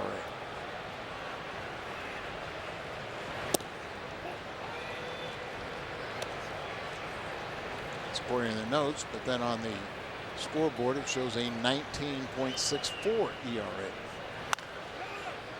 Ground ball foul. John Jay is 1 for 3. Batting average very close to 300. And all these Cardinals, we talked about it a few weeks ago, the Cardinals had 8 players that could hit 300, and there's still a few that are up there, and they may have one more chance tomorrow, pending what happens in Atlanta. Well, if they get to 300, we know they're going to have a pretty good offensive day. Scattered that back end of the bench there. Greg Hawk, I think he's telling Jaime he got kind of tangled up since they were all trying to get out of the way. And I think he's saying they should have helped him a little bit. yeah, you don't push off. You push trainer works on you all year long. You think they would dive in front of him? Maybe. Pendleton gave up 4 runs in 2 innings of work on Sunday. That's how that ERA jumped up. He's got 3 2/3 innings, 8 hit, 8 runs, 5 strikeouts. And those 4 games of work.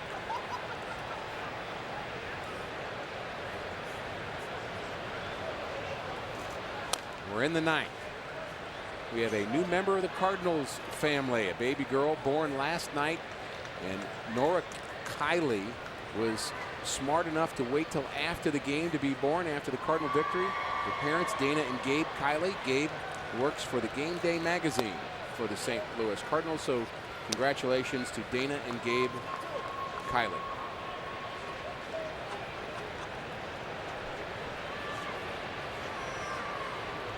Two to Jay.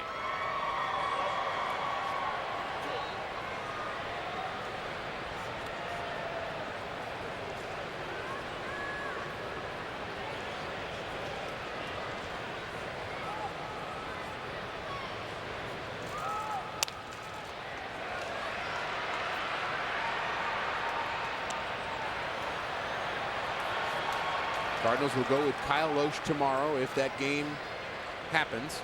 Well, what about this scenario? If this game ends and they go into extra innings, a lot of times you'd hang around, but you'd like to get back to St. Louis as quick as possible.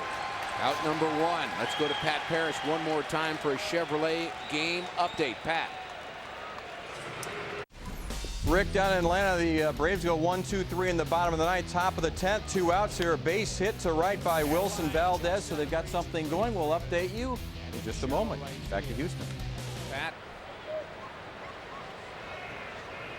Very interested in what's going on there in the top of the 10th. Yeah, what happens if that goes extended game? You wouldn't want to think that Tony would want his players just hanging around waiting in case to celebrate.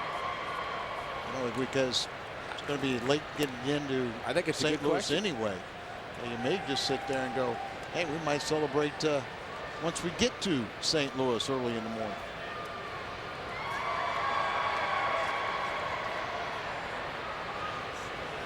Would be an hour plus before we leave the ballpark, so could find out one way or the other, but just to hang around in your clothes. And if you do have the 1-game playoff, you don't want that hour plus longer to extend you before you get home.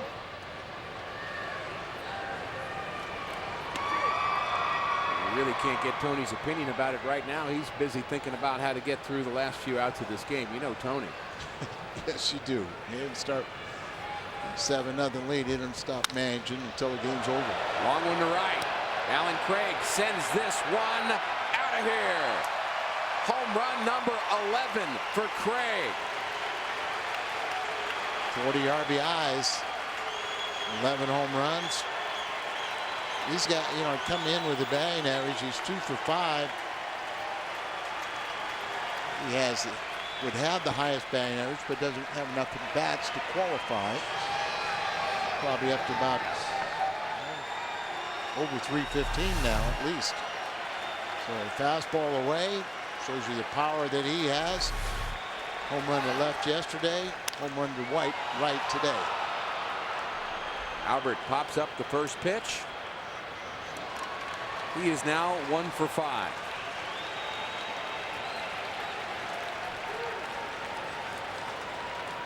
Average under 300. And RBIs at 99.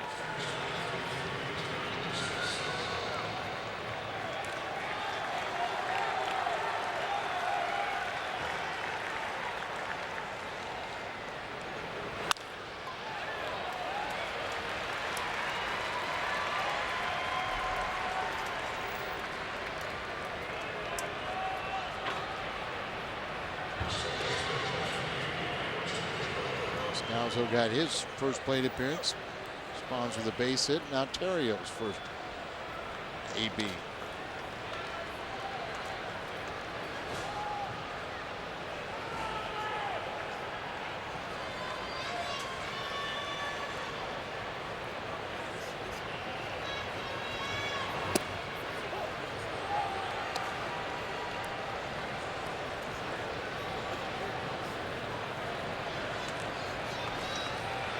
Ryan Theriot certainly has made his contributions in September. Been a good teammate. Base loaded walk, or last night had that pinch 2-run triple. Played much better defense at second base. Doesn't really give away his at-bats as a pinch hitter, does he? Battles? No, he's not afraid to hit with 2 strikes. He'll work the count.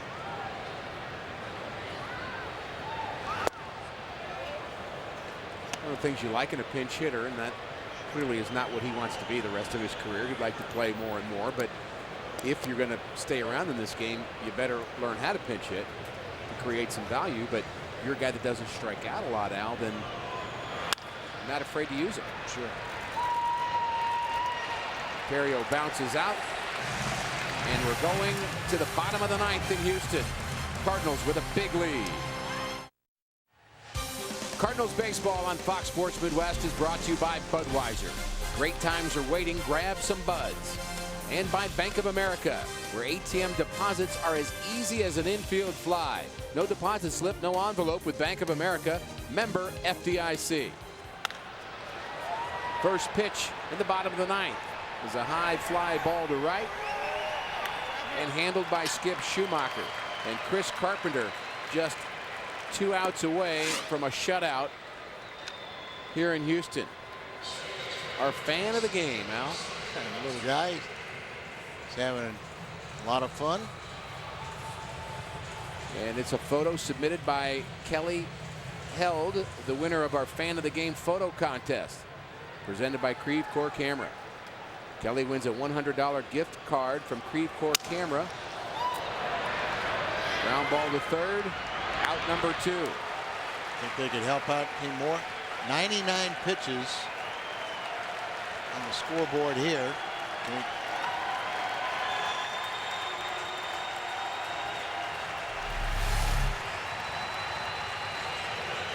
Early on, a lot of offense for the Cardinals. Early on, that was a big play. Him going to third base. Hyundai Exmo Cam brought you that. 2 outs in the 9th for Carpenter. And the Cardinal fans here at Minute Maid are standing. They're applauding not only the 8 runs, 12 hit offense, but how about the job of Carpenter? Cardinals have scored 6 runs in this game or more, and we know what that means. You get 25-cent drinks tomorrow all day at On the Run at Mobile. That's any 20-ounce coffee, fountain or frozen drink for just a quarter. We're serious. And the chant continues here at Minute Maid. And some booze. Astro fans have said, hey, we've heard enough of that. We've been hearing that 3 straight days. Cardinal fans cheering. The 1-2 from Carpenter. Ground ball back to Chris. He's got it. He flips to first, and the Cardinals have picked up a big win here in Houston. A shutout for Chris Carpenter. 11 strikeouts on the night.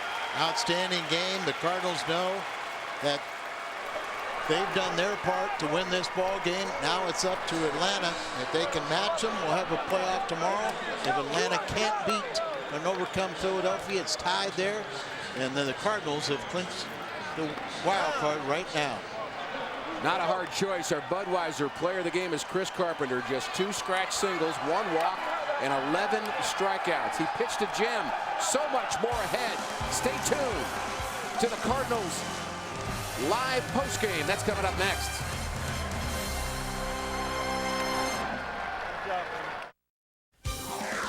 Game is over. A Cardinal 8-0 shutout of the Astros. We are awaiting the outcome of that Braves game with the Phillies down in Atlanta. The one thing we didn't count on was having to wait for the outcome of the game that started an hour earlier than us. It is Mike Matheny. I'm Pat Paris. Coming up, Missouri Lottery Cardinals Live. The one thing we do know, Mike, Chris Carpenter was outstanding. Well, the two things the doctor ordered was get to the starter early and hope Carp could do his thing, and he was better than just doing his thing. That was as good as Carp has thrown all season long. Certainly was, and they did get to Myers very early in that one to the tune of 5 runs in the first inning. Yeah, and that takes the pressure off Carp. Lets him do his thing and go out and just relax. He gets his first at-bat out of the way. Makes a great at-bat later in the game, but by that point it's already 5-0 and the momentum's in his direction, and then it was just a matter of making pitches, and he had everything working tonight. Much more coming up from Mike on Missouri Lottery Cardinals Live. Right now, as we head to break, let's go down to Houston again. Jim Hayes moments ago catching up with Chris Carpenter. Jim? 2-hit shutout for Chris Carpenter, struck out 11. More importantly, you guys took care of your own business. That was the key for you guys. Yeah, it was, like I said, we've been playing well. We've been working hard, this last month and a half, and we find ourselves back in it. Depending on what happens in the other game, I don't know what's going on down Extra there. innings, tied. Whatever happens there, we'll see what happens. We can maybe have one more to go, but you come out tonight and you get 5 runs in the first. Our offense just explodes, and it gives you an opportunity to go out and be aggressive, make pitches, and it was just a great night all the way around. The run you guys have put together, a little bit of everything, a lot of offense, good pitching, everything came together at the right time. Absolutely. We just, we talked about it, after that Dodgers series, we talked about not embarrassing ourselves, going out and playing as hard as we can for the rest of the year, giving our team, our fans, our coaches, our organization, and giving them all a chance to watch us play and not give up and show them what we could do, and fortunately we were able to throw a run together, and we'll see what happens. I know you're a locked-in guy. You want to pitch well every start. That's the goal, is to win every single game. But a start like this that means so much.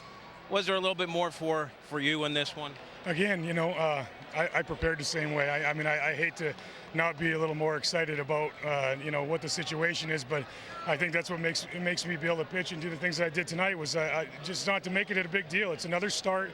I'll be lying to you if the thoughts weren't going through your mind, but that's how you work with it. You get rid of those distractions and you go out and you pitch, execute pitches, get ahead in the counts, hope our offense scores enough runs, and let our defense work for you, and it was a great game. I know you guys are eager to find out what happens with the Braves. Go watch. Thank you. All right, that's Chris Carpenter. We send it back to you guys. Jim, thank you. It is a half-game lead temporarily in the wild card, pending the outcome of the Braves and Phillies. Missouri Lottery Cardinals Live next.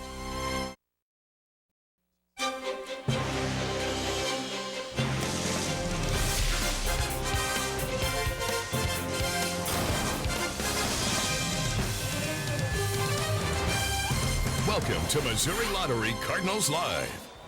Top of the ninth in Atlanta. The Phillies trailing the entire way until this sacrifice fly from Chase Utley brings home the tying run. Third blown save in his last 8 appearances for Craig Kimbrell. They're still playing in the 10th inning as we speak. As for the Cardinals, well, it was all Chris Carpenter. Plenty of offense to back him, and a complete game shutout. 11 strikeouts for Carp.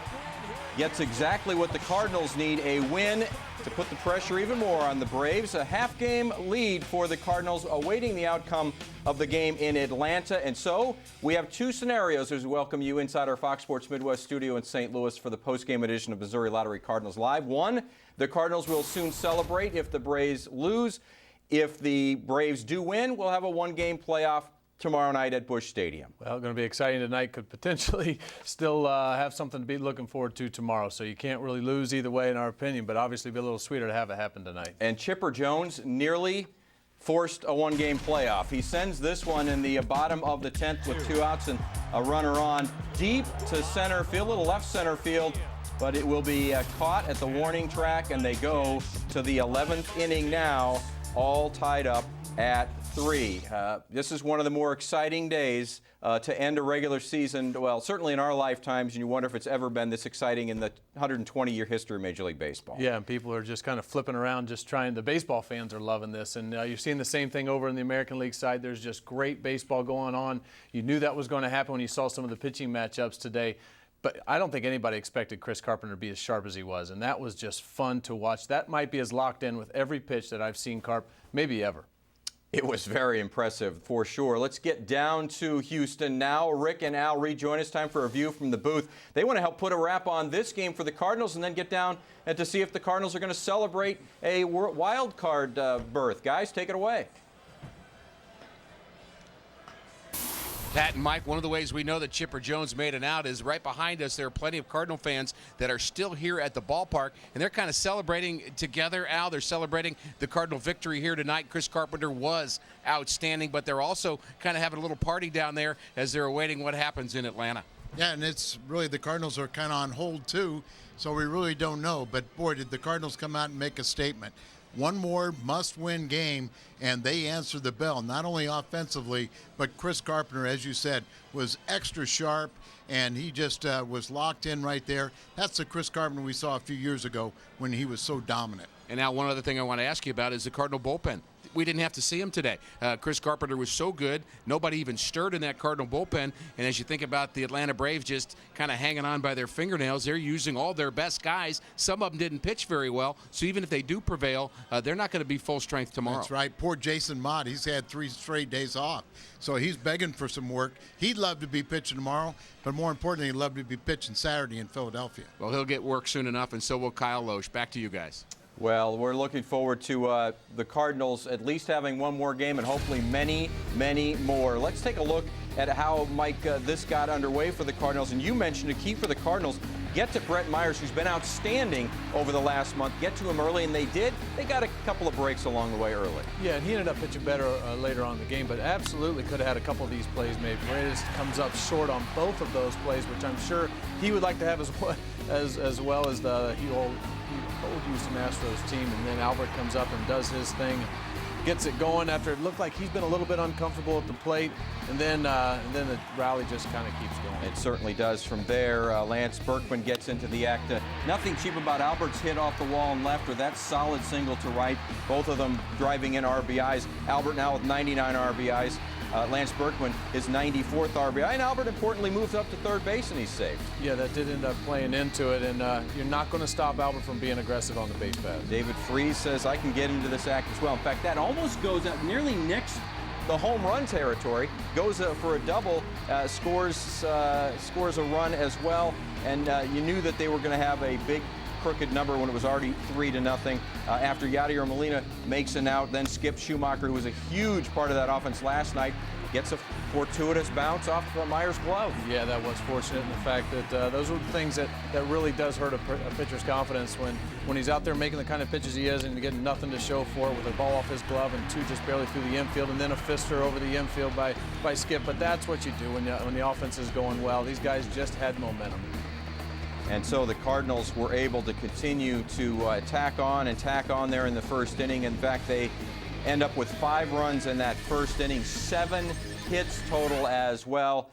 Chris Carpenter then shuts the door right after that, and they go on to the 8-0 win. Just moments ago down in Atlanta, as we continue to update you here, start of the 11th inning, and it's Brian Schneider who's going to ground out to second base and Dan Ugla, and so 1 away in the top of the 11th inning in Atlanta. We'll continue to update you on that one as we find out whether we should celebrate and pop the champagne corks like the Cardinals could tonight, or get prepared for a one-game play-in game tomorrow night at Busch Stadium. That game starting just after 7 o'clock at Busch. We will, of course, be on as soon as TBS's coverage ends for the post-game edition of Missouri Lottery Cardinals Live.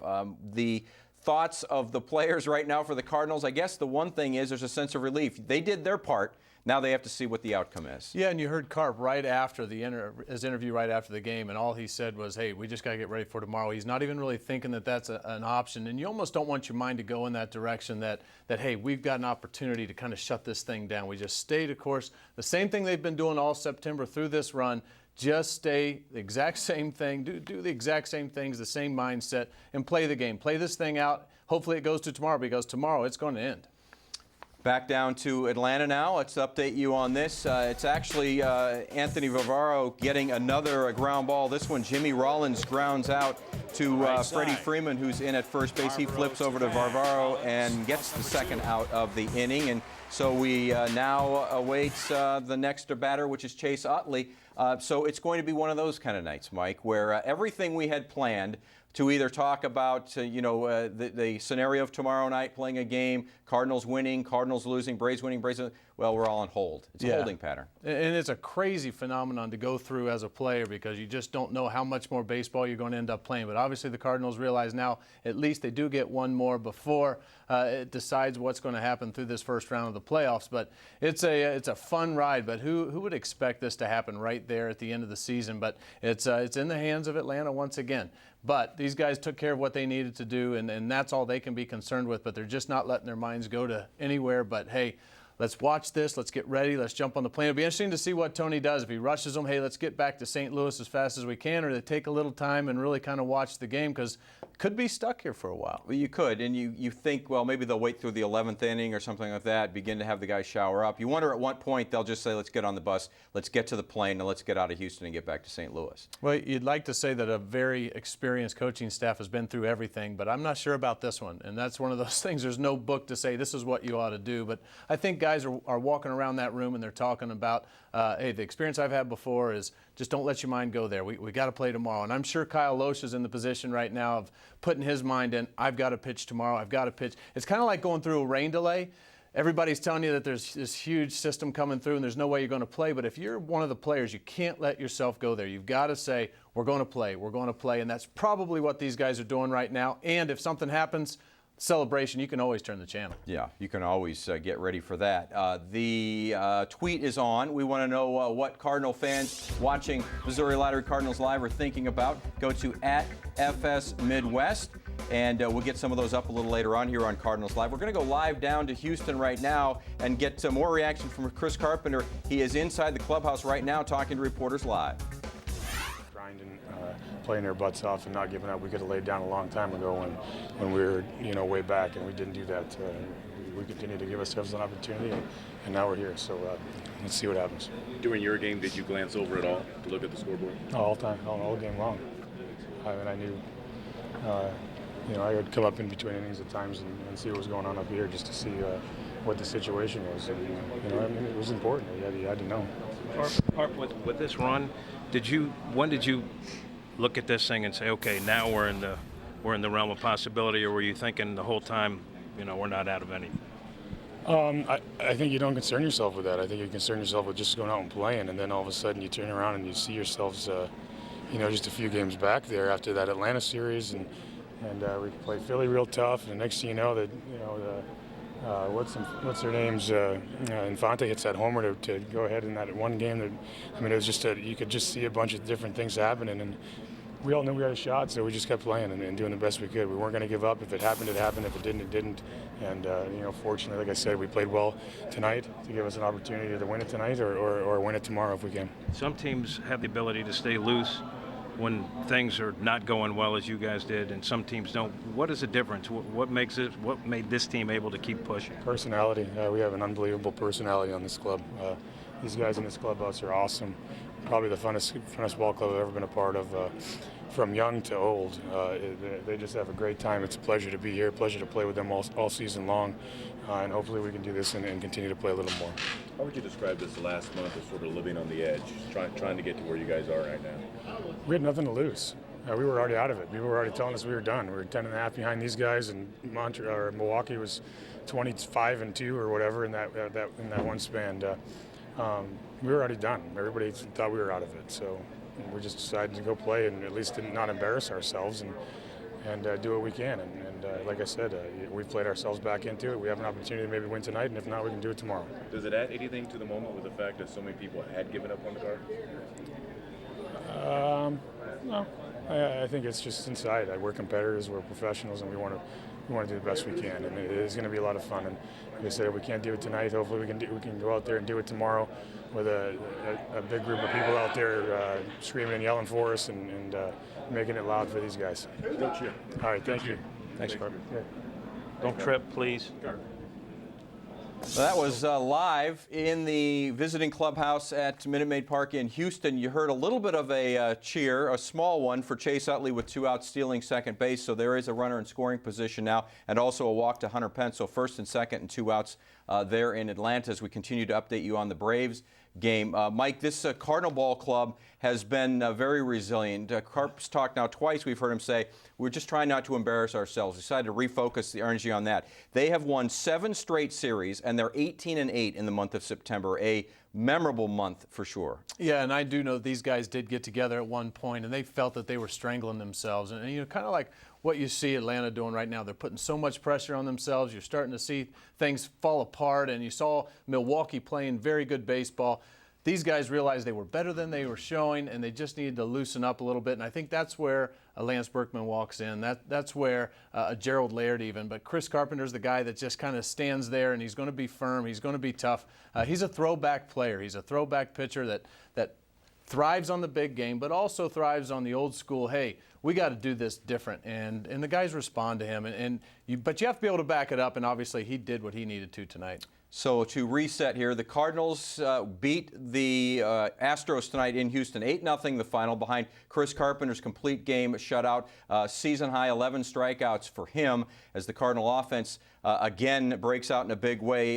They have scored 21 runs in these last 2 games, both wins against the Astros. Meantime, the game between the Braves and the Phillies, the Atlanta Braves have to win that game to force a 1-game playoff tomorrow night here in St. Louis at Busch Stadium. It is tied now in the 11th inning, 2 on, 2 outs scenario. Jim Hayes, I believe, is in the Cardinal clubhouse with another live interview, as Jim is actually going to tell us what the mood is and what the plan is there, Jim. This is the players' clubhouse here, and from what we're told, Tony La Russa is going to let his guys wait this game out as long as they can and see if there's cause to celebrate. The players are over there in the food area. We're not going to show too much of there, but they're watching the game in here. Meantime, in the locker room here, preparations underway because you can see they're starting to put down the cellophane. Meantime, we can hear the players screaming, groaning, reacting to virtually every pitch from the television in the Atlanta game, guys. Well, and as you speak, Jim, and show us what's going on there, we can tell you the final out was just made, a fly ball by Martinez to right field, and so the Phillies' hopes in the 11th, anyway, dashed at this point, and so you go to the bottom of the 11th, and a chance for the Atlanta Braves to get the job done down in the 11th. Well, and you really have to tip your hat to Charlie Manuel and how he's going about this, and he has left his horses in there, and he's letting them ride, and he's made a couple small moves, double switch moves, but he is playing this game as if he's the one that has to win, and you got to admire that. And I think he's talked about it early on that, hey, I'm going to go about this the same way all the time, and that's called respecting the game. And when you do try and kind of hedge your bets, sometimes that comes back and it bites you a little bit. But that Phillies team's playing hard. They're stealing bases. Actually, there was a play at the plate earlier where Ruiz really could have got trucked. He got hit really hard earlier in the season. That could be a chance for him to kind of shy away, but he stuck his nose in there, made a great play. These guys are going about it hard. Unfortunately, Atlanta's not going easy, and they realize that they're on their last breath. Let's show you that final out of the 11th inning. Again, the scenario tie game, top of the 11th, 2 on, 2 out, and it's Michael Martinez at the plate and puts a little charge into this ball, but it is a fly ball and it is out. Jason Hayward camping out underneath it. So they go to the bottom of the 11th now as the Braves go back to work and see if they can force this 1-game playoff. And it's one of those situations we've seen. The mentality, the ups and downs, the disgust, the fear, everything on the faces of the Braves throughout the night. One thing you haven't seen is ever them looking comfortable and relaxed in this scenario. No, they didn't. And the fans started to get into it when you bring in Kimbrel, and then the wheels start to fall off. And that's really that example of that young player in a high-pressure position. You want these young guys to learn, but you put a closer who's in a great rookie season, having a great year, but he's had trouble as of late, and he comes into a position where he starts throwing some balls out of the zone, some great at-bats by the meat of the order for the Phillies, and the next thing you know, he's got guys all over the bases, and Freddie Gonzalez's hand is forced to where he's got to go pull his closer in a game like this. That's tough. But Freddie comes out, gives him a pat on the back, tells him he did a great job, which he has done all season. But you need your veterans to step up now because the young guys couldn't get it done. We will continue to watch that game and bring you the highlights as soon as they happen in Atlanta, if there are any.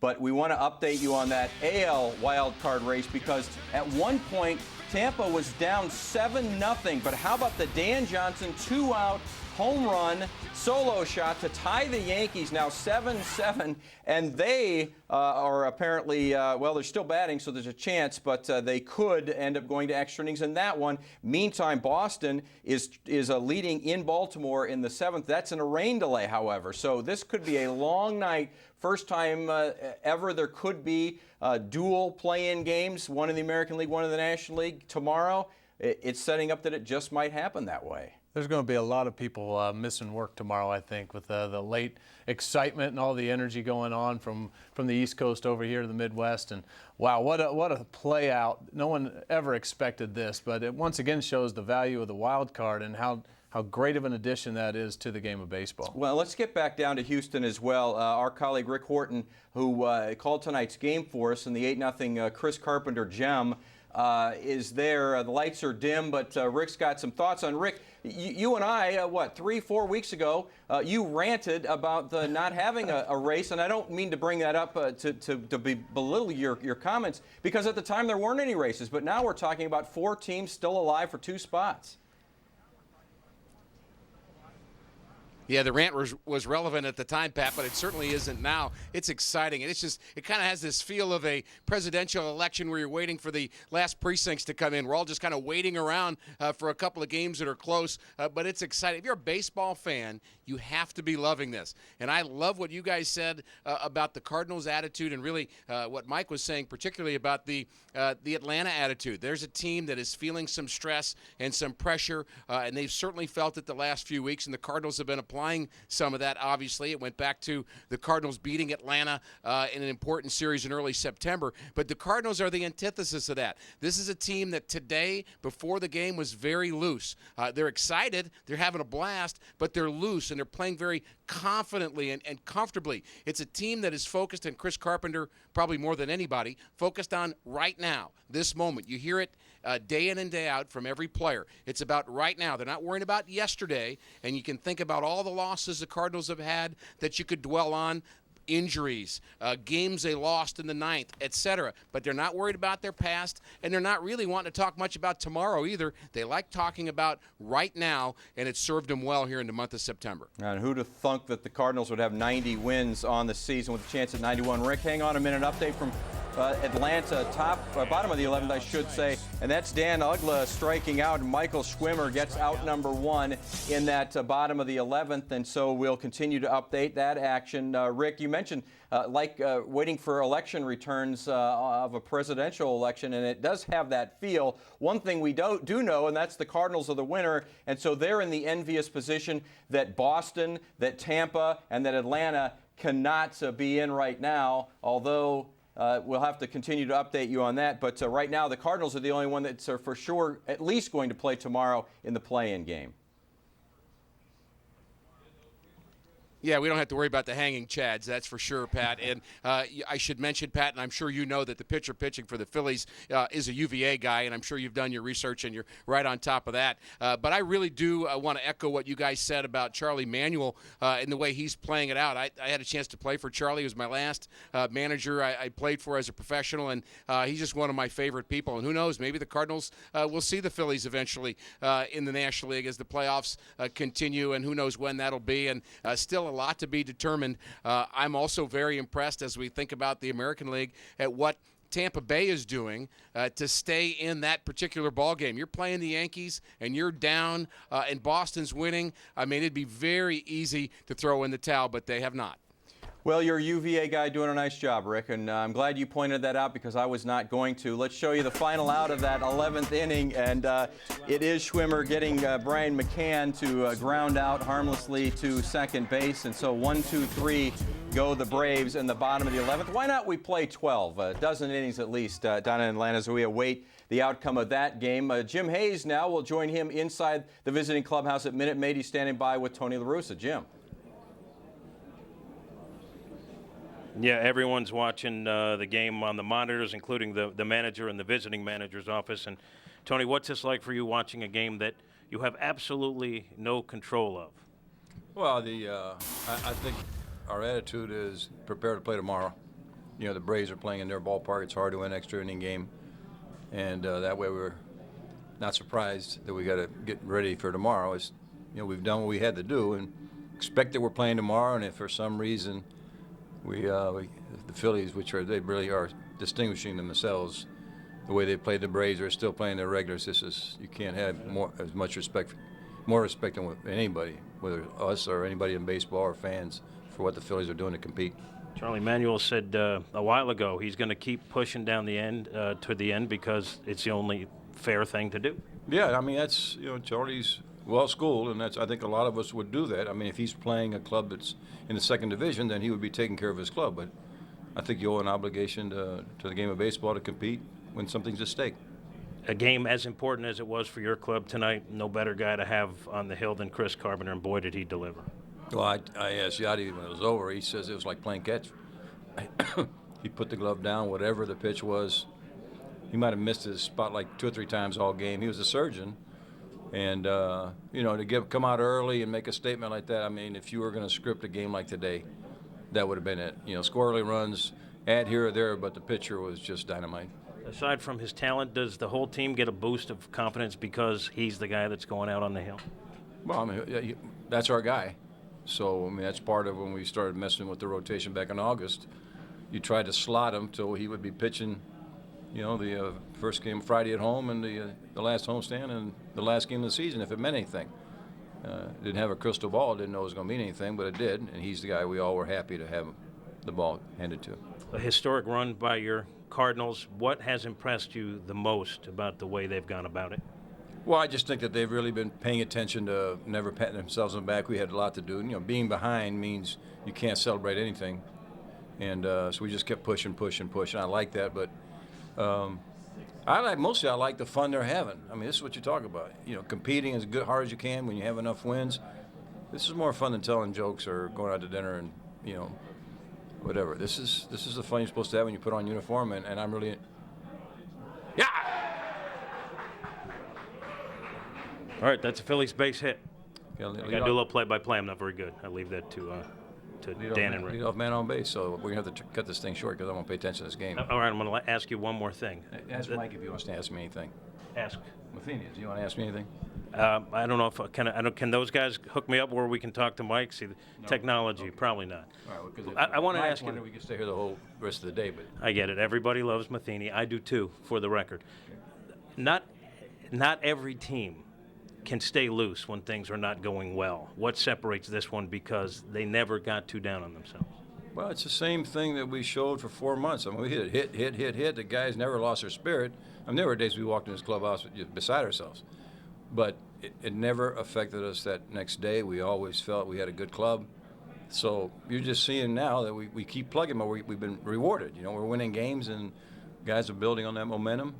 And as I said, the most impressive thing is the fun they're having, and the fact that literally every time they go out there, they put behind yesterday, and they're not looking until tomorrow. They're just taking care of today's business, and they've been really consistent. It's been fun for everyone. Thanks for the time. Well, I hope the fans are enjoying it.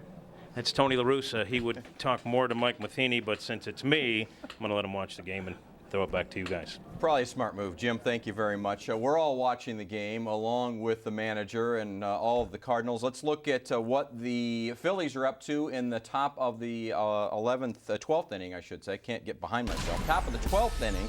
It's a leadoff hit by John Mayberry, and this one kind of goes off of the glove of Chipper Jones.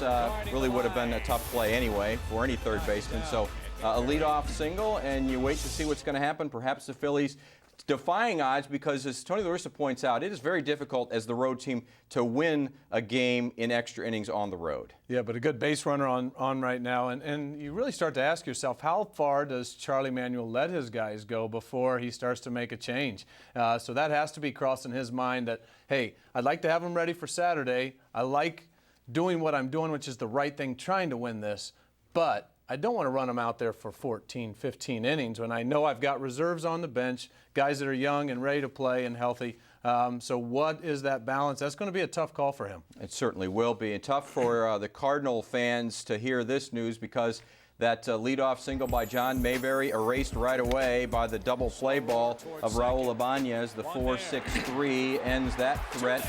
at least for now. So 2 outs in the top of the 12th, still in Atlanta, and they're still playing some baseball. We know a lot of Cardinal fans are watching this game with us as they watch and listen to some reaction and our analysis of the Cardinals win, and waiting to find out whether there'll be a one-game playoff tomorrow night or it'll be a playoff series against the Phillies coming up this weekend. The tweet is on. Some of you sending us your comments and questions to at FS Midwest. If the Braves do win, I hope it is in the 30th inning. That from Big Do 7.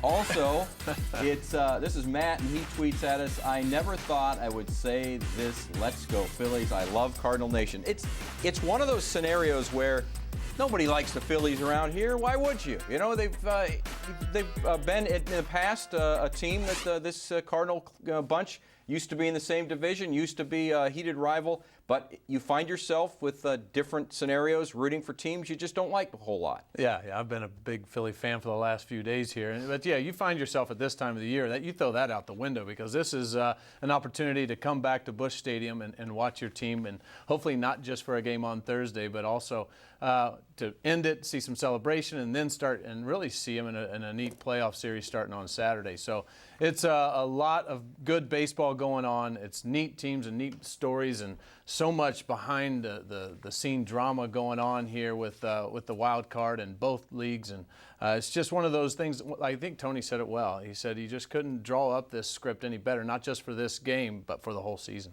Certainly, there's a lot of drama on the 162nd game of the season. Cardinals is over. The Phillies and Braves, their 162nd not over, but the final out of the 12th has been recorded. The top of the 12th. It is a ground ball by Wilson Valdez to Jack Wilson, the 6-3 on the putout, and so they go to the bottom of the 12th now.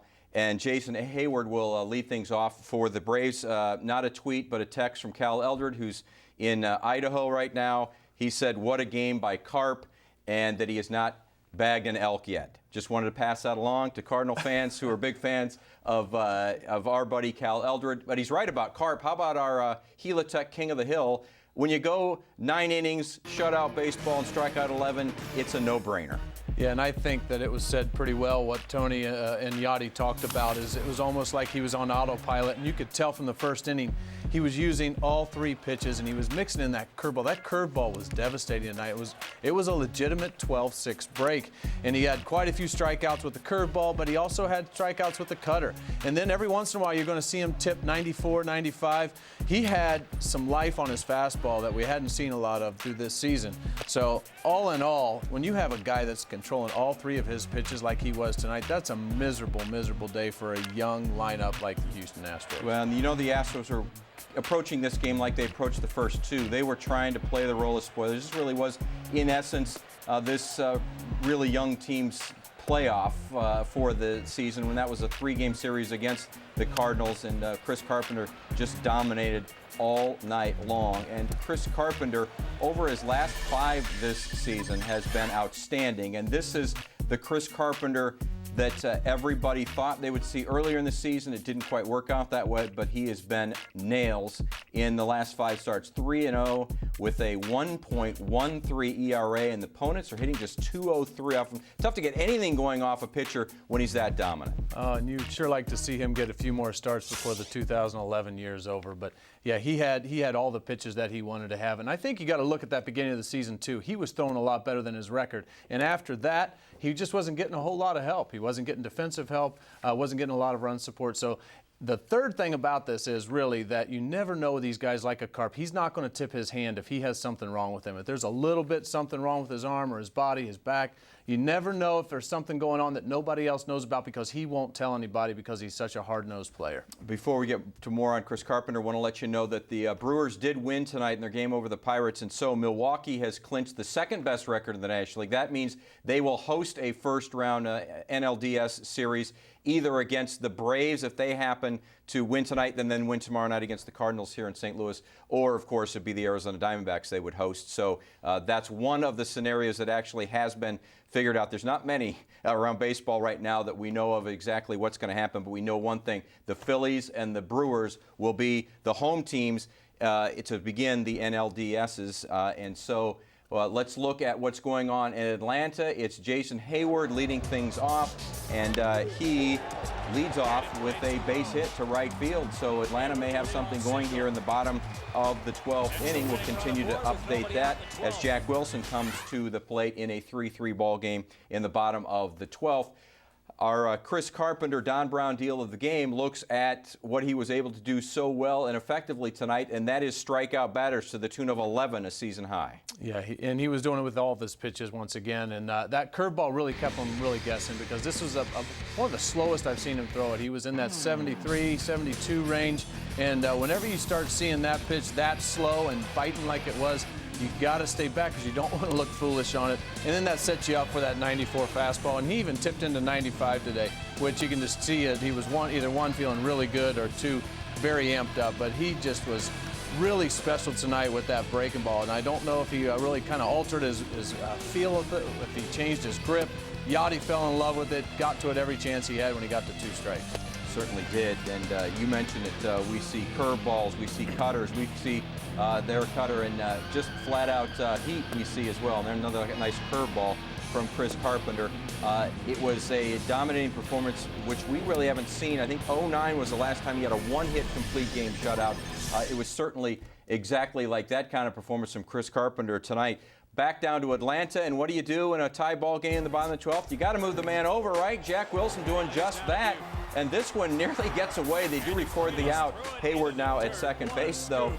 And so it's Brooks Conrad coming up, and it is one of those situations where this game could be over in one swing. Well, Jack Wilson gets a little chance to redeem himself. He had a big opportunity early in the game with a hard hit ground ball to him, gets past and a run scores, and he's the kind of player, came up through the Cardinals system, knows how to play the little ball, and gets down a perfect bunt, just like he used to always do in Pittsburgh. Every time the leadoff guy got on, he was moving him around. But they're going to resolve to do anything they can right here. I wouldn't be surprised to see some very, very aggressive base running, trying to get that last run in. Certainly not. Brooks Conrad down 0-2 in his at-bat right now, trying to drive in Jason Hayward. Also, the Yankees and Rays now in the 10th inning down in Tampa, so that game is going down to the wire. They are underway again now in the bottom of the 7th. The Orioles do have a couple of guys aboard and one out. It's Boston with a 3-2 lead in Baltimore, so it's going to be a late night. It is, Rick's right. This is just election night in Major League Baseball, and the returns are not quite in yet. Just one of the precincts reporting, and that is the St. Louis Cardinals with a win tonight. Well, I got to believe it's a lot more enjoyable than election night, but this is certainly, we knew the Cardinals were exciting all season and would probably keep us biting our nails all night, but we didn't realize it was going to be because we're waiting to watch the end of a game that started an hour before this one. So they've certainly done their part. Sit and wait time and trying to keep their mind. It was interesting how Tony did say exactly what we said, is that he just is kind of encouraging these guys to think about, hey, we got a game to win tomorrow. We got a game to win tomorrow, but I'm going to keep peeking at the monitor up there like Tony was. He was excited to see what was going on. It is now 2 outs in Atlanta because Brooks Conrad pitching, or I should say hitting here, and he swings right through a pitch, and so that's a strikeout. Now 2 outs there as we continue to update that one. And it's amazing that we've come down to the final day and have a wild card race in both leagues. Let's take a look at the exact matchups we're talking about and highlight it more appropriately. The Red Sox, in a lot of ways, just kind of fell flat at the end of the season, and they find themselves now tied with Tampa, who made a strong bid, not unlike the Cardinals, and their strong push over the last month, while the Atlanta Braves found themselves really struggling over the end of September, and Michael Bourne actually being intentionally walked. Smart move with first base open. That's a dangerous hitter that you do not want to have beat you in a situation like this. No, he's that guy like when you put Nick Punto up or you put Ryan Terrio up in a big situation. You know they're just going to put together a good at-bat, not try and get big and risk a strikeout. He's going to put the ball in play and has a great chance of squeezing something through the infield or beating out an infield base hit and then moving the runner to third. So he's the kind of guy that you would definitely want to be careful with. He was incredible against the Cardinals last time. I was just absolutely taken back by the difference he made when he came over to Atlanta. Good move by them. Charlie Manuel still at the top of the steps of the dugout, making every move, acting like they have to win this game as if it means anything to a team that's already got 101 wins. Well, fortunately, the thing that they do have working for them is they don't have to play till Saturday. So the guys are going to get some rest. And actually, it's going to get to the point where he's going to need to get his bench guys in there to get some repetitions and get them fresh just in case. And he started to do some of that, but at the same time, he wants to be representative. And some of the guys, you know, you're going to have to play at some point. Now, if this goes into 15, 16 innings, the whole thing gets changed. Gone to gotten the outs in the bottom of the 7th. They're going to the top of the 8th in Baltimore. Red Sox clinging to that 3-2 lead over the Orioles. And so that one, because of the rain delay, is way behind the rest of these as we now watch Martin Prado at the plate trying to get the job done for the Braves, while Cardinal fans certainly rooting against Martin Prado. Can you imagine if the Cardinals would have gone with the excitement in a close game, a one-run game going into a rain delay? Those guys at Shoes had to be showing some serious, I guess, internal fortitude and kind of just the ability to kind of block it all out with everything on the line. But that's a tough way to have a rain delay there and to finish up this season when things have just gone so well so far. Now in Tampa, it's 7-7, bottom of the 10th, as the Rays try to come back in that game. Already made up 7-run deficit in that game. They also have the leadoff hitter on first base, do the Rays. So this is going to be a long night for a lot of folks around Major League Baseball, and a lot of great fans in all of these cities. And we continue to describe this bottom of the 12th scenario with the Braves, 2 on, 2 out. Martin Prado at the plate, and we'll bring you the action as soon as it happens. This, at some point, will be a situation, too, if the Phillies can get out of it, that Tony La Russa may have to just say, guys, let's get in the shower and act like we've got a game tomorrow and get going. Yeah, and that may have been the question that I would have asked, and that's a tough call to make. And unfortunately, Pat, you said the team charter now has the ability to pick up satellite, but you know that's a nervous ride when you're going. You'd hate to get stuck. You're on a bus on the way to the plane when your team clinches. Especially, it's just so anticlimactic to how this season has gone and how it has all ended. So it's one of those situations where you've got to kind of make that call, but these guys are going to be ready, and they've got a short flight, fortunately, and they're just going to have to be patient, I think, and stick with it and see how this whole thing plays out. A wild pitch, Jason Hayward advances to third base there with 2 outs, and so 90 feet closer, another wild pitch, and you're talking about a walk-off wild pitch for the Braves. And so let's show you the scenario in Atlanta with runners on first and second, and now with the ball getting away from Schneider, you have Hayward at third base, and it is looking a little bit more dicey for the Cardinals if they want to pop the champagne tonight. We'll have to see. Yeah, and it's funny as you look into the stands, a lot of the Atlanta fans are kind of waving their choppers, but I think they're a little bit hesitant still. Just everything that could go wrong has so far, and so they're not getting into it that much. But you've got a tough situation here, but fortunately there's 2 outs with the man on third. And you hope that they can get out of that. You once won a game with a walk-off walk. I did. Cubs. I did, and we've got a slow roller, third out. And he's out. How about we play 13 in Atlanta, because 12 isn't enough. Good plan. Yeah, well, we'll play out. We'll be here all night if we have to be. The Cardinals certainly, well, they'll know their fate eventually tonight as we look now at the final out of that 12th inning as the Phillies escape with the slow roller. Wow, that was a lot closer than you'd like, but it was an out by the Phillies, and now we go to the 13th inning down in Atlanta. They'll play. They'll just keep playing. Charlie Manuel will start using every one of the 40 guys or so that he might, or nearly 40 guys that he might have on that bench. Yeah, and a lot like the text that came in, every inning that these guys go, they're using up their bullpen. They're using up a lot of life because Freddie Gonzalez isn't going to start replacing his guys. He's going to let them all out there and leave it all on the line. So it could definitely work to the Cardinals' advantage either way. Maybe we'll find out what the scenario is for the Cardinals, just how long they'll wait in Houston. Jim Hayes standing by live and in the visitors' clubhouse at Minute Maid Park with the general manager of the Cardinals, John Mozeliak. Jim, take it away. Yeah, a lot of tension as they watch this game. Any tension for you as a general manager where it's something that's out of your control? Well, sure, but I think, you know, when you watch this right now, it's all about having to think about tomorrow, and I think the mindset has to be prepare. If we get some great news and a little luck, perhaps we could celebrate. But I think if you think of like that too much, you really may lose focus on what's at hand for tomorrow.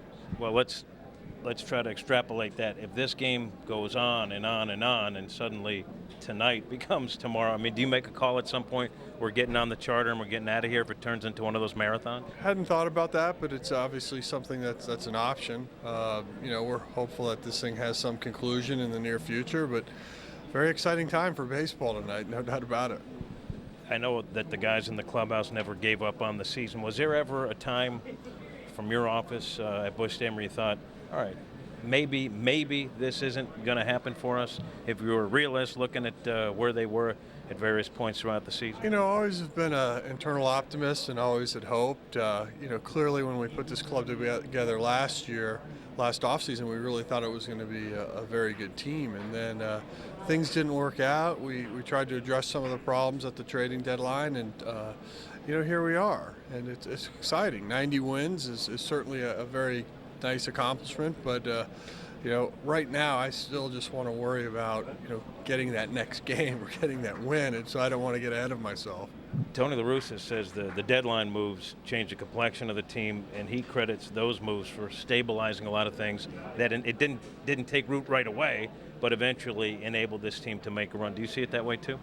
Well, yeah. I honestly, when we did what we did during a July 31st deadline, I thought for sure that would be a very positive impact on the club, and for some reason it didn't work right away. But I think it in the end it made everybody else stronger, made our rotation stronger, made the bullpen stronger, and therefore gave us a chance. One of the things you addressed in the offseason, you felt that the team needed to be tweaked in terms of chemistry. And I think one of the constants of your ball club this season was that they maintained a loose feel throughout, even when things weren't going well. Do you think that contributed to the ability to stay focused and keep pushing through? Well, I think it always helps a clubhouse when you stay loose, and even though you have guys that are very disciplined and very focused, you still need to have. It's a long year, and so being able to come to the ballpark and having people get along and be a part of things, I think is helpful. How about tonight, taking care of your own business with Carp throwing the shutout? Well, Carp was huge. To start that first inning offensively and hit around, I think really set the tone, and then Carp never looked back. I know as much as you'd like to stay with me and talk for hours, I'm going to let you get back to the ballgame. All right, thanks. All right, John Mozeliak, we send it back to you guys. Jim, thank you very much. As you guys down there in Houston continue to watch the game, we are as well. The top of the 13th starts off with Dominic Brown at the plate, and he can't check his swing. He strikes out on a ball in the dirt. Linebrink on to pitch now for the Braves, as the Braves are doing anything they can to make sure they win this game, for obvious reasons. And unfortunately, they've used a lot of their good arms, the young arms with Kimbrel and Venters, and the guys that typically they'd like to have late in the game still around. But Linebrink's another veteran, and I think that's kind of what you're going to see. These guys like a Chipper Jones. You saw early on, we saw a little clip of Chipper getting on the top step and getting in everybody's face, and that's what the veterans should be doing in this situation. But it's nice to have a Tim Hudson who came out and made a Carp-like outing, really what he did with everything on the line, and now getting to a guy like Linebrink is really a pretty stabilizing spot for the Braves. Certainly is. So how did we get from, what was it, August 25th when the Cardinals were 10.5 games out to today? Well, because the Cardinals are able to go 23-9 over their last 32 games, and the Braves were going 11-19. We were all knotted up going into today's game, but the Cardinals are already posting that win, and so the Braves have to get their 12th victory since August 25th just to force a play-in game tomorrow night at Busch Stadium. And right now, as you heard John Mozeliak, you heard Tony La Russa say, the Cardinals have to approach it like, at least psychologically right now, that they're going to play that game tomorrow night, where it's Kyle Loesch, the scheduled starter for the Cardinals, and Brandon Beachy, also the starter for the Atlanta Braves. While we're watching that game down in Atlanta, we're also watching this game between Boston and Baltimore. Marcus Scutaro tries to score from first on a Carl Crawford hit that makes it to the wall in left center. J.J. Hardy with the throw, the relay, and he's out. they would be able to get out of the inning with the Orioles, and so it's 3-2. Boston's still winning or leading in that game in the top of the 8th, and so, well, the Red Sox are trying to somehow, some way hold on their side of things as well. Well, what a great play at the plate there again. You've seen all kinds of exciting things happen in the Cardinals series with the right fielder, Bogusevic. What an arm he's got. Oh, my goodness. He was absolutely throwing missiles all over the place. But a couple close plays. We talked about the one at Philly as well, and kind of having the exciting plays inside of the exciting games. And right now it's Schneider up with 1 out, and he's got a 3-2 count, and he just fouled one off. So that game is as tight as you can get. Can't get any tighter than 7-7 in the bottom of the 10th with 2 outs with Tampa and New York tied up in a game that the Rays obviously have to win in order to force a playoff, or maybe they don't. Maybe Boston loses as well. There's still a couple of scenarios for that to have a play-in game tomorrow afternoon in Boston. We know the tweet is on, and you're watching along with us and tweeting. This from Magnificent JC33. This is the hardest I have cheered for the Phillies since they had Scott Rowland. Yeah, there's a lot of reason to root for Scott Rowland, that's for sure. But that was this team is so strong right now. You don't have to do too much rooting for them. It's hard to kind of get your mind around the fact that come Saturday, you kind of have to change your opinion. But it looks like they get something going here. And yeah, Schneider just threw a walk, and so they do have a runner on first base with 1 out in the top of the 13th inning. Another tweet. The tweet is on here on Missouri Lottery Cardinals Live. Hats off to the Phillies, playing hard for the integrity of the game.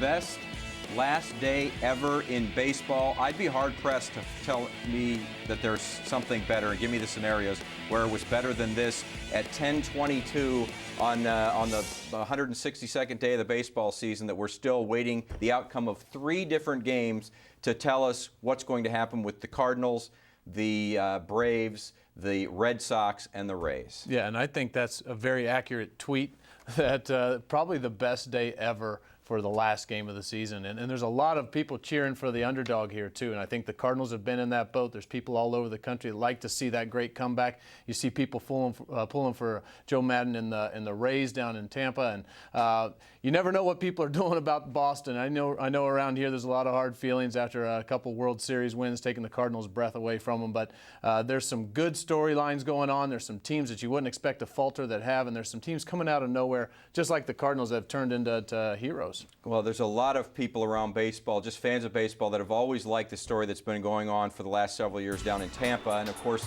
kind of if you don't like the Red Sox, you're rooting for Tampa right now. Johnny Damon, though, strikes out to end the bottom of the 10th for the Rays as they're tied with the Yankees going to the 11th. They're in Tampa, 7-7 that ball game. And so Boston still leading 3-2 in the bottom of the 8th in Baltimore. As far as the Phillies and the Braves go, 2 outs now in the top of the 13th with 1 runner on, and we'll continue to update that. Here's the second out of the game, and it's a fly ball right at the center fielder.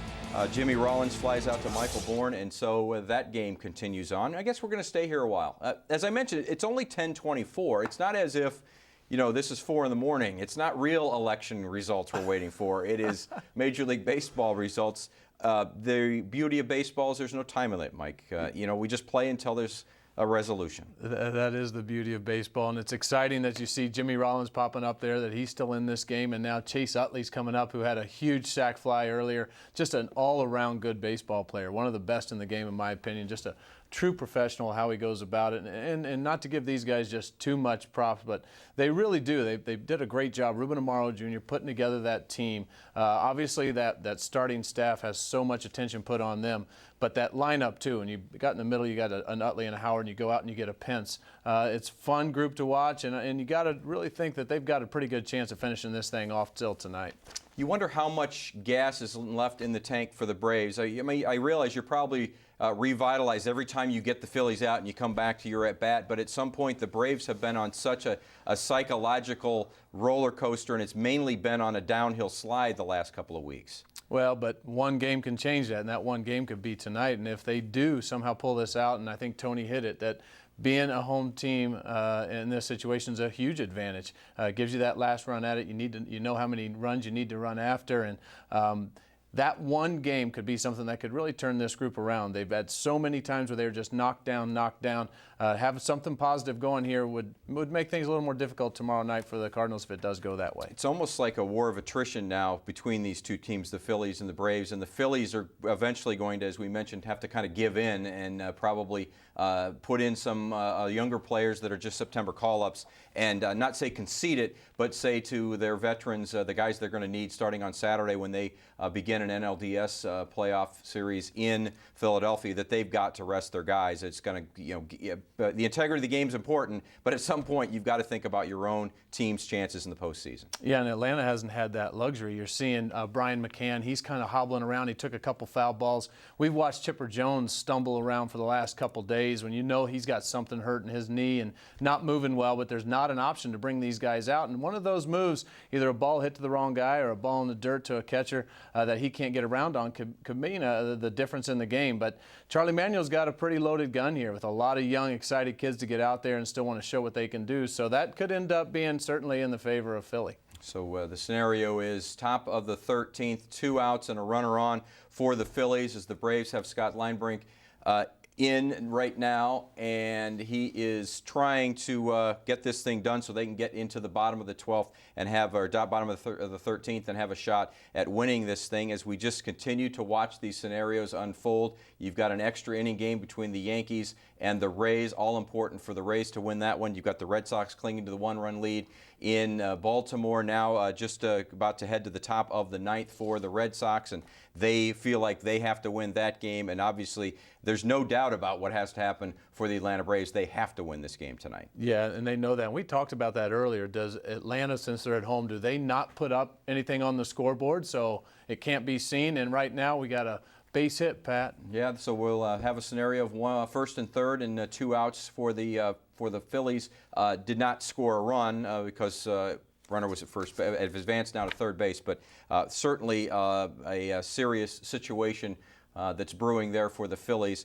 We'll show it to you in just a moment as the Phillies, with Chase Utley at the plate, able to deliver a line drive hit, squirts through the right side there, and able to go to third base is Brian Schneider, not the fleetest of foot, but you really don't. You've already changed catchers, so what are you going to do? You're going to have to leave Schneider in there, likely, and you have to hope that whatever happens now, he's able to get home. Well, now he's only got 90 feet to go, and you have Hunter Pence up. The only unfortunate thing is one of the moves Charlie Manuel did make was that he did bring out Ryan Howard in about the 8th inning, but still, leaving in your power guy, big guy that you know the offense rotates around, leaving him in until the 8th inning is very admirable. But actually brought in a pinch runner thinking, hey, we're just going to try and get this run, and then we'll use some defensive replacements. So it was the right idea, but Hunter Pence is no slouch either. Oh, absolutely not. This guy has been on fire since he became a Philly, traded over from the Astros, and his home run power has really shot through the roof. Now, that shows you that Philadelphia is a nice home run park, but he was also in a home run park in Houston and did a nice job. Yeah, he's a player, and he's so awkward in everything he does that you don't really enjoy watching the mechanical side of him, but the production's been impressive, and that's another great move. You just hope that Houston may have put something together to where they could get something in return for Pence when you see Bourne and Pence leave an already struggling Houston team. They certainly made great moves when you think about the situation Pence is in as compared to Bourne as well. Both of them fighting for an opportunity to keep playing. Obviously, Pence will be there on Saturday, and that's a great thing for him in his career. Pence in a hole here, down 1 ball and 2 strikes. So with Linebrink on the hill, first and third and 2 outs is the situation for the Phillies there in the top of the 13th. And you wonder if the Braves were to somehow find a way to win this game tonight and a late arrival, an even later arrival than what the Cardinals will have getting here to St. Louis for a 1-game playoff tomorrow night. You wonder how much they have left in their tank, the Braves, tomorrow evening. Right now, we're going to, in just a moment, take you to St. Louis, and there's the go-ahead run. The Cardinals reacting to the Phillies. That's live inside the visiting clubhouse in Minute Maid. They're reacting to what we're watching as well. The excitement of the Phillies taking that lead in the top of the 13th. They know what it means. It means they don't have to play tomorrow if the Phillies could maybe even add on more and then hold on to the bottom of the 13th. Broken bat jam, fish shot that he gets just enough English on to stay out of the glove of Ugla.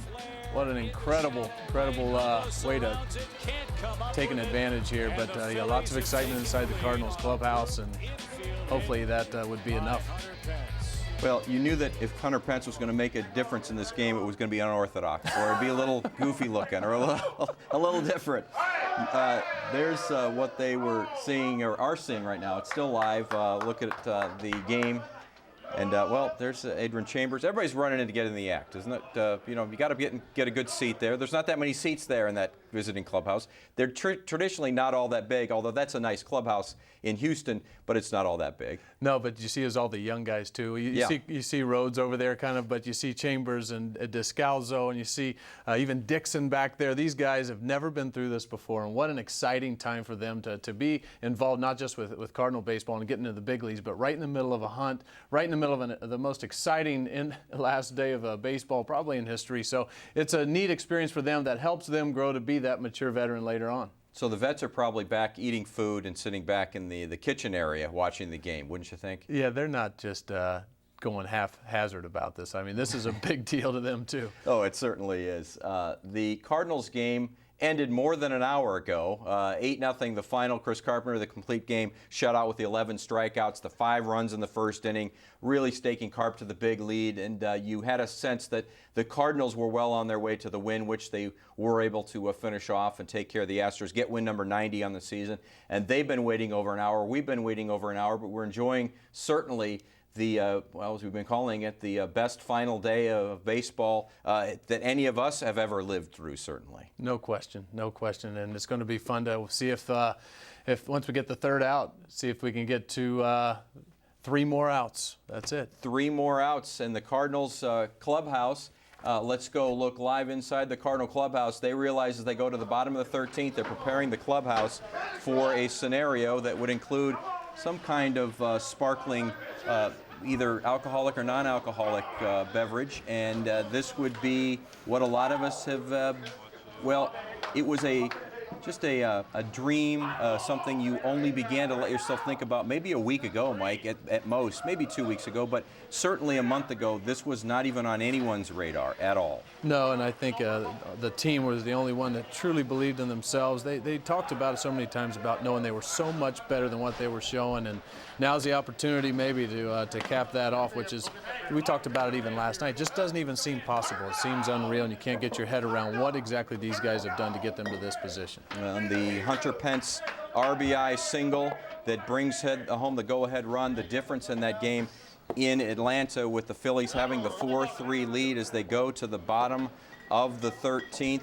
Chipper Jones will lead things off for the Atlanta Braves, and Dan Ugla and Freddie Freeman will be the next 2 guys up. So if you're an Atlanta Braves fan, you have some guys up there that can help tie this game back up. Yeah, well, Ugla's already got a big home run, and Freeman, what an incredible season he's had, and I don't think that Hayward's going to be too far down that line either in that inning. So there's certainly a lot of things that are going to keep you sweating a little bit and going to keep you a little nervous to the end of this. But why would that change now, Pat?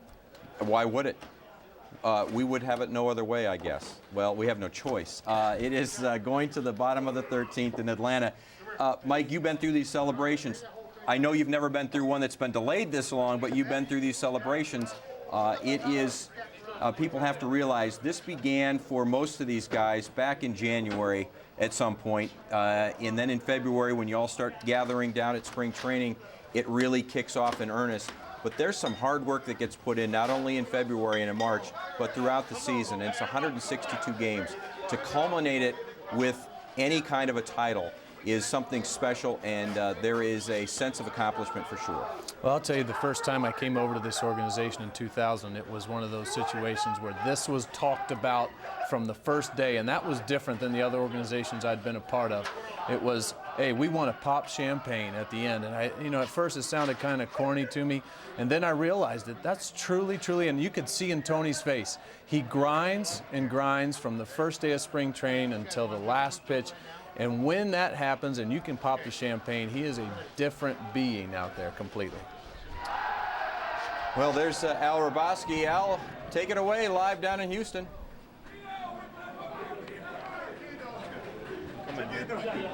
Hey, it's Punto time. You know, it's been amazing 3 times on the disabled list, but every time you're healthy, you make an outstanding contribution. I appreciate it. Yeah, it's just been an exciting September, I think, for us and for all Cardinal Nation. It's just been incredible that we're in this position. Philly's got a one-run lead, and we're getting closer. So this is getting exciting. And I know you've been in many of these celebrations, but you never get tired of them. Never. No, you never get. You get spoiled with them, and this team has been so special. I've been on a couple teams, but this team is really special, and hopefully we can get to the postseason. You know, we still have to get 3 more outs here, but what would you say to the Philadelphia Phillies and Charlie Manuel? You know what, Charlie's out. He's out there to win this game. I know it's a huge game for him too. As a organization, they're going for the best record in Philly history. So it's a big win for them, but even bigger for us. And obviously, he told me when we were in Philadelphia that he would do this. He would play all of his regulars. He would play this with great integrity, and Philadelphia is not disappointed. And the Atlanta Braves have done it with a lot of heart too. You know, when you go through what they are going through, and if they lose that big lead, you don't want to diminish how good a team they are. Absolutely. They have a great ball club, and you can't say enough about them. And like you said about Charlie Manuel, he's got a lot of integrity, and it's nice to see him really trying to win. Looks like 1 out, and in the 13th. But this is just such a fun time and everything. But it's so odd to wait at least an hour after the game when their game was on the East Coast and started an hour ahead of ours. Well, that's what happens when Chris Carpenter goes out there and basically played catch with Yachty tonight. It was just a stellar performance by Chris, and like you said, they started an hour before us, and here we are waiting on their game, which is crazy. Well, congratulations, a little bit early, but you know what, Pat? The offense just came out and did what they had to do. They established that big lead early. Back to you, Pat. They certainly did, and thanks to Nick Punto as well, as they continue to get the champagne ready to go for the celebration that is impending here if they can get 2 more outs, because moments ago you heard the big cheer, and that was because Chipper Jones, David Herndon is able to strike him out on the changeup. Nasty pitch, and you want to get that guy out. He was doing a lot of talking early on, so he has to be the guy that backs it up. Yeah, and Chipper, in a way, had that kind of Newt Rockne speech I think we saw in the dugout before that game tonight. He finally got the guys together and said, all right, this is enough. We're assuming that's what he said, that is enough, and they're ready to go. Right now, his Braves... they got the lead. They got the lead early. They just weren't able to hold on to that lead. And right now it is 4-3 Phillies in the bottom of the 13th with 1 out. Yeah, and they're getting to 2 strikes here against Douglas. And you can hear the excitement in the clubhouse. And talk about a roller coaster. We just hope that they can finish out how it's going down right now. But this has been something that these guys will never forget. They'll remember sitting in that clubhouse in Houston and what they're going through right now. And you see the banners are up.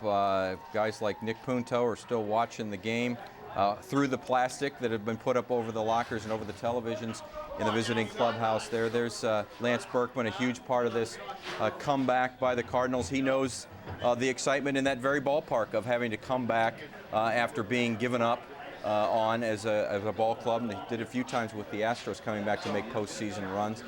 There is a full count now to Dan Uggla, and you hear occasionally some cheers and then some groans when pitches are not called and that ball is low. And so Dan Uggla with the 1-out walk to have the tying run on board, and now the winning run comes up to the plate, and we'll have to see exactly how this scenario plays out with Freddie Freeman, now the first baseman for the Braves, with a chance to either tie it or win it. Yeah, and he's a scary hitter right now. They're going to obviously have to pitch him pretty careful. But in a perfect world, how this would happen is back home in front of your home crowd, and you finish it up on the field. And I've heard Tony give that conversation many times of, hey, let's do this on the field at home, and it does make something special when you hear the eruption of the crowd in St. Louis and you see the Sea of Red go absolutely crazy. But there is nothing like celebrating a win after a 162-game season in a 30-game spring training. That's a lot to be proud of, and something that no matter where it happens, how it happens, something you'll never forget. No, you will not. And Cardinals, while the clubhouse staff is preparing for a celebration, I don't think the Cardinals are ready to celebrate just yet. They understand with 2 outs to go, anything can happen, and there have been scenarios before where the champagne gets put back on ice and you would have to come home and play the one-game play-in game tomorrow night here at Busch. Well, unfortunately, that situation we talked about earlier where you just kind of think, oh, we got to play tomorrow, but when you get that run scored, they start hanging up all the plastic, and you see the ice and the champagne start to come popping out. It's hard not to let yourself start to go in that direction of, hey, this can happen, and I don't want to minimize it by sitting here in my locker with my face down thinking about tomorrow's game, just in case it does get a chance to finish this off tonight. We remember back in '06, as a matter of fact, in that NLCS Game 7, the champagne was in the Mets clubhouse waiting to be set out like you're seeing there in Houston. Yadier Molina hits the home run. They wheel the champagne out of the Mets clubhouse and down to the visiting clubhouse at Old Shea Stadium for the Cardinals to celebrate, because that's how close that game was and how it turned so dramatically in the Cardinals' favor. Yeah, talk about peaks and valleys. You think you're so close to getting somewhere where a lot of these guys have never been, especially these younger players, and you've heard so much. You've wanted to prove yourself in these tight games, and we've seen all the young players do that at Descalzo. You see guys that haven't been in the big leagues to experience postseason play get so close. And potentially a double play ball, and it is a double play ball, and the Cardinals are the wild card champions of the National League for 2011. Lance Berkman, little smile, and now the celebration begins. Let's take a listen.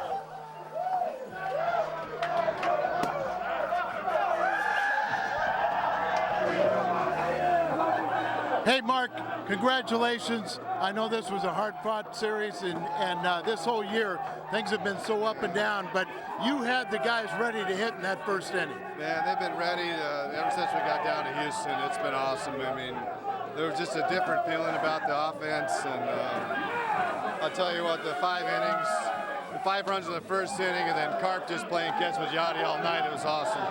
Yeah, I mean, that was as good as we've ever seen from Chris Carpenter. And keep this guy around here too.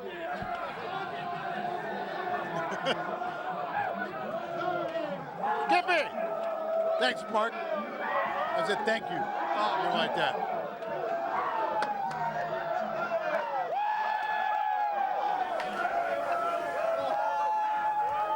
Well, the celebration fully underway now in the visiting clubhouse in Houston. Right. Al Raboski standing by with Ryan Theriot.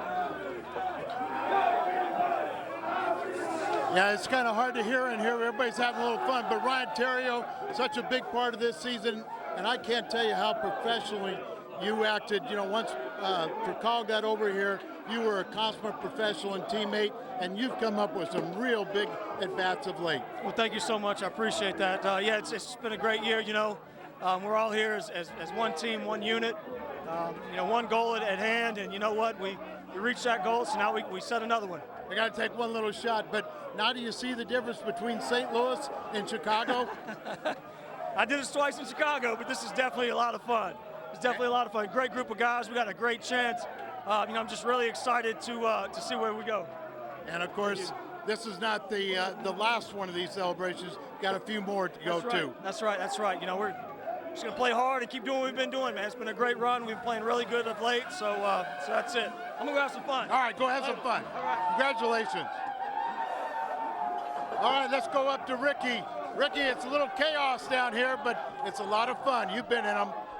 I sure have, Al, and I know you're having a blast down there, and what a great scene that is in the Cardinal Clubhouse. Had an opportunity to be a part of a few of those myself, and I don't even like champagne, but these guys certainly deserve to be acting like kids again, and I know Cardinal Nation feels the same way about this. Just what a phenomenal victory, what a phenomenal September, full of all kinds of thrills, a lot of come-from-behind victories, a lot of close games, outstanding pitching from top to bottom, and you have to credit John Mozeliak for what he was able to do, making the moves late in the year, in late August, to bring a couple of parts of this team into balance, to get Edwin Jackson here, to shore up the Cardinals bullpen, and just so many good things going on. And we're going to send it back down to the Cardinal Clubhouse right now, and I think we have the Cardinal manager, Tony La Russa.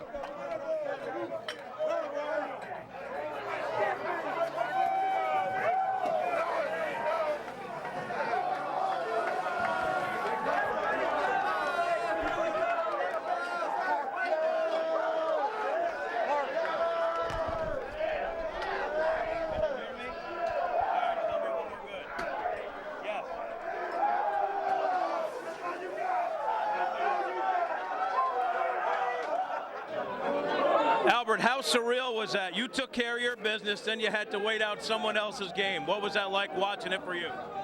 Well, I mean, it was tough for me because, it's not over until you don't make 27 out. But obviously, Philly took care of their business, helped us out, to came through. And it's unbelievable, the step that we took. You're looking 25 days ago, we were 10.5 games now, and our season, everybody thought it was over, and it's not over until you don't play 162 games, and I'm glad there's not again tomorrow. What was it about this team that you were able to put that run together where a lot of people didn't think it was realistic?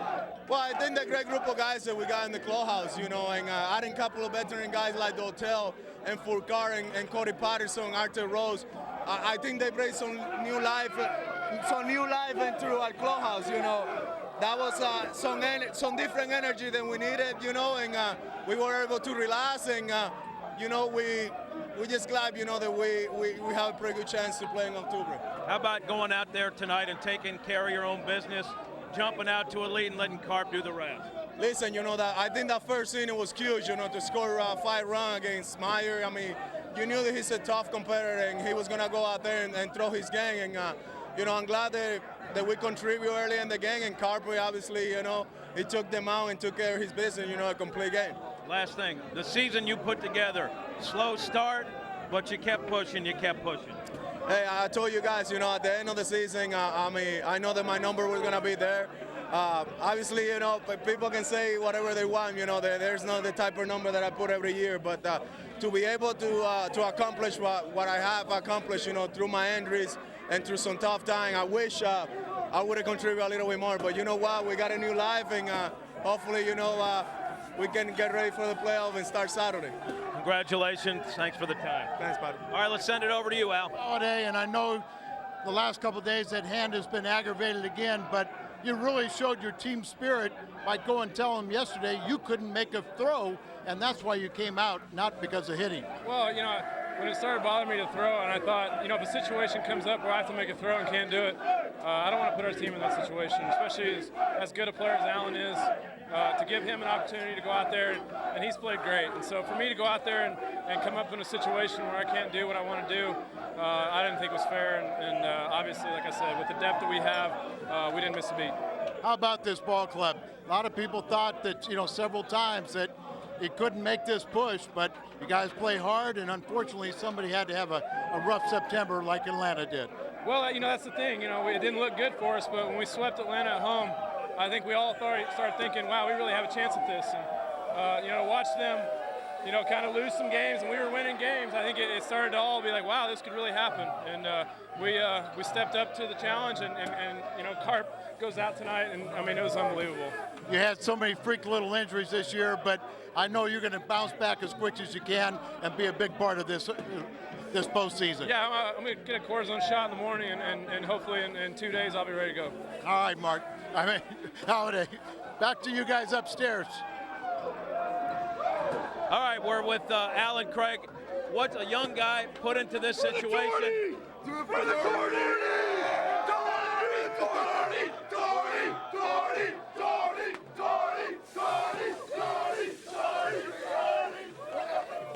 Okay, that's Torty Craig. Thank you. Can we talk about the tortoise and explain what the outbreak of the Torty chant is all about? Let's just get it on the record. I don't know, but it works. Doing it for Torty works. You have a tortoise? I do have a tortoise back home. He's in the backyard. He brings us good luck. We're going to roll with it. Oh, that's very painful. What's it been like for you to be around the veterans? Wow, that's cool. Thank you, Ryan Terrio. And what do you pick up along the way from being part of the club that has a lot of veterans? Thank you so much. It's been a blessing for us young guys to be around a group of veterans like this. Guys that have won it before, showing us the way. It's incredible. It's incredible to be doing it in the big leagues. It's unbelievable. It's how great a feeling for you when a guy like Holiday you can't replace goes down with an injury and you can step in and contribute? I'm just trying to help the team any way I can. It's what I've been doing all year. It's been working out, been winning. It's awesome. You're doing it for Torty. Thanks, man. Doing it for Torty. Al, over to you. Kyle Osh, what an emotional swing for you. I was watching it during that delay, and you're trying to be as calm as you can, preparing for the start of the one-game playoff tomorrow. But now you know you're going to start game one of the playoffs. How does it feel? Feels awesome. Yeah, it was a little tense watching the end of that game right there. I've never been so happy to not have to pitch the next day. So I got that going for me. But yeah, it was tough because I couldn't relax. You know, I was still in preparation mode, like you said, and I'm just glad I got a couple more days off and can prepare for Philly. And, you know, Carpenter was so great today, but you really have pitched the best down the stretch. So I think everybody, your teammates, are very comfortable with you starting that game in Philadelphia. I'm glad. I hope they feel that way. I feel, you know, the last month, you know, I turned things around. I was struggling a little bit, but, you know, I feel like overall I put in a good year and, you know, come into the end of the year hot. You know, it feels good and I'm ready to go. What did that mean to you guys, you pitchers, when you saw before Carpenter took the mound, he had 5 runs? You know, I mean, you know, that's a great thing, great feeling, but obviously the way Carp was going, he just needed 1. He wasn't going to lose this game for us. He told me last night it was, you know, he was going to take care of business, and he really did. All right, well, congratulations. Be a part of the fun, and it'll be a happy flight. Happy flight. That's what you guys are all about, right? It's going to be a happy flight for sure. You know, we weren't supposed to be here. I still don't know how we did it, but we did it. We're on a roll, and you never know what can happen. Your game had no drama, but the Phillies game did have a little drama. Was that torment watching that? A little bit. I mean, let's be honest. We needed help to get us here, and we took care of business, no doubt about it, but we needed Atlanta to fall short in September, and Hunter Pence, our favorite player right now today, so we'll take it. And also Charlie Manuel for keep playing and playing, where they could have rested guys and just kind of waited for the postseason. You're a joke. Yeah. I mean, it's fun. That's so cold. It feels so good. It hit your lips. It feels so good. When it hits your lips. We were talking about Charlie Manuel, Anyway, I guess. I guess. Yeah, I mean, you got to give it to the Phillies. They try to win every game, and I mean, they took a franchise record and wins. They're best team in the National League this year. So we got a tough task ahead of us, and we'll worry about that in a couple days. If you could focus on this question, it's not going to be a good one, but any parallels between this team and your season? Slow start, then the injury, you had to rush back, and you didn't have the offensive numbers, and you kept going and going. Next, lo and behold, it's Skip Schumacher year. I think that's a testament to everybody. I mean, the team, we had a lot of guys come in and fill the roles. I mean, look what Alan Craig has done since Matt Holliday went down, and we've had really good guys come up big for us, and that's what good teams do. They have good role players, and luckily for us, we had that this year, and Mo did a great job in the trades, and it all came together at the right time. Do you like that Daniel Descalso? Let's hear from him, okay? Why don't you throw it to Al? One of my favorite guys. Yeah, here you go, Al. You're one of the young guys. All you young guys, this is a great feeling. I know last year you got to celebrate a little bit in AAA, but this is the big leagues. Oh, this is amazing. This is the best feeling I've ever had playing baseball. I mean, with what we did this year, we were down and we made a great comeback. This is awesome. Words can't even describe how we're feeling right now. This is the best group of guys I ever played with, and we're just having a blast. And Daniel, you know, sometimes veteran guys can be a little hard on the youngsters.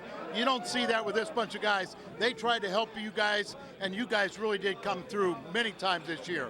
You know what, we have a great group of veterans leading this club, and a lot of young guys contributed this year. We had to step up big when guys went down, and we did a good job of filling in, and we all did our part to contribute to this postseason berth, and you know, we couldn't be happier.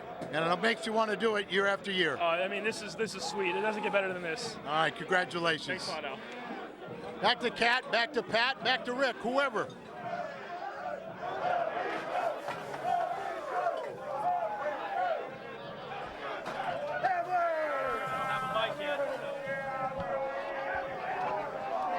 Getting set. No. And he'll have Yadier Molina here in just a moment after he gets hooked back up. Jim Hayes, if you can hear us, you can go ahead and take it away.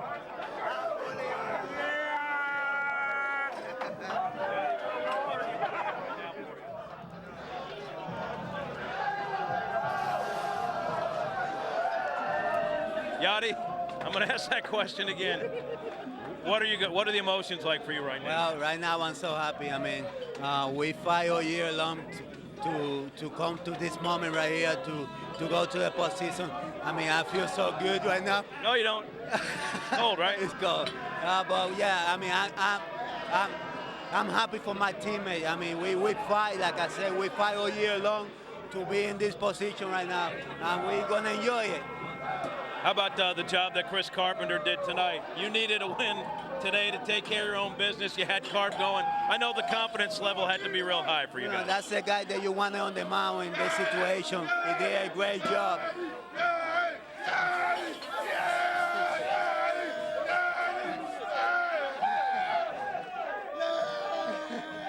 Oh my Lord. That's the guy. I mean, CC have improved every year that he can pitch in the level. He's an ace. He's our ace. That's the guy you want in the mound every situation like this. You had a very solid year offensively and defensively. Pushing through a season like that, fatigue factor, where I know you're feeling great right now, but where you at health-wise? You feeling good? Yeah, I feel good. That's why I did have a great year, because my body was in good shape. So it was a good year, but we haven't done yet. This is the first chapter. We had to 4 more goals. Enjoy this one. Thanks, Yadi. Appreciate it. We'll send it over to you, Al. I know you're with Wayno. Well, Adam Wainwright, go back to spring training. You got the horrible news, the first setback for this ball club this year.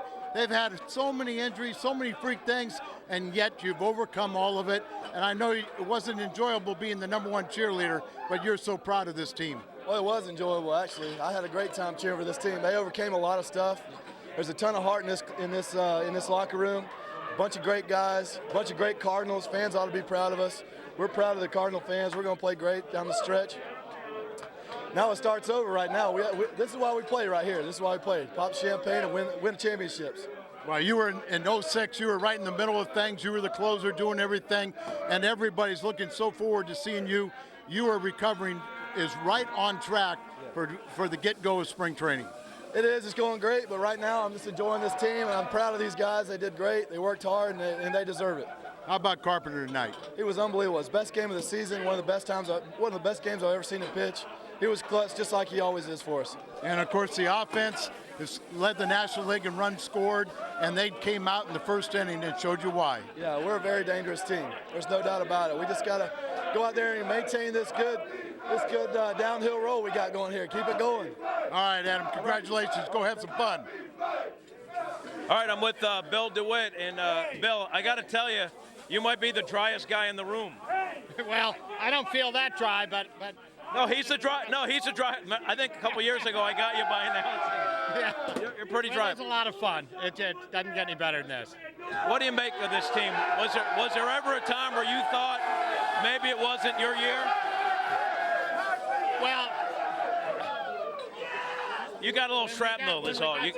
When we got so far back, you know, we were still in it, but we had to win a lot, and they had to help us along the way, and we just took off. You know, we were hot, and just really played well at the end, and you know, won all the big games. So that's all you can ask. How much of an impact do you think the deadline deals had to put this team on a track where they could make the run? Oh, I don't think we're here without those deals. I mean, most solidified the pitching staff, and Furcal really helped us at short. And Jim, I think you're in trouble. Al, I don't know who you got, but I'm going to send it where because I'm cold. Thank you. That was a good one. He's coming back.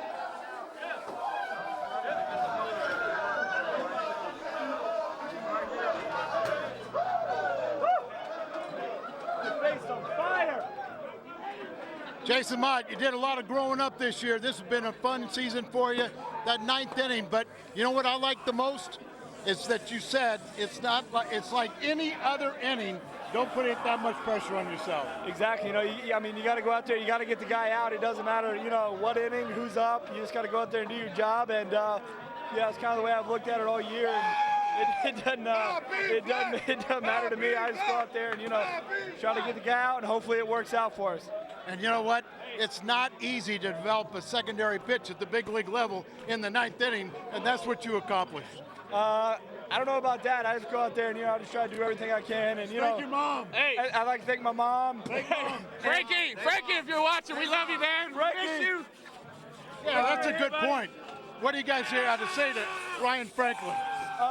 You know, actually, I got a text from him earlier right after our game. He was seeing if we were getting on the flight or we were sticking around. I was like, man, we're going to stick around and hopefully wait this thing out, and end up happening. He said, you know, best of luck to you guys. You know, I still talk to him. He's a great guy, and you know, he's one of those guys that helped me along in my career, and you know, I still talk to him.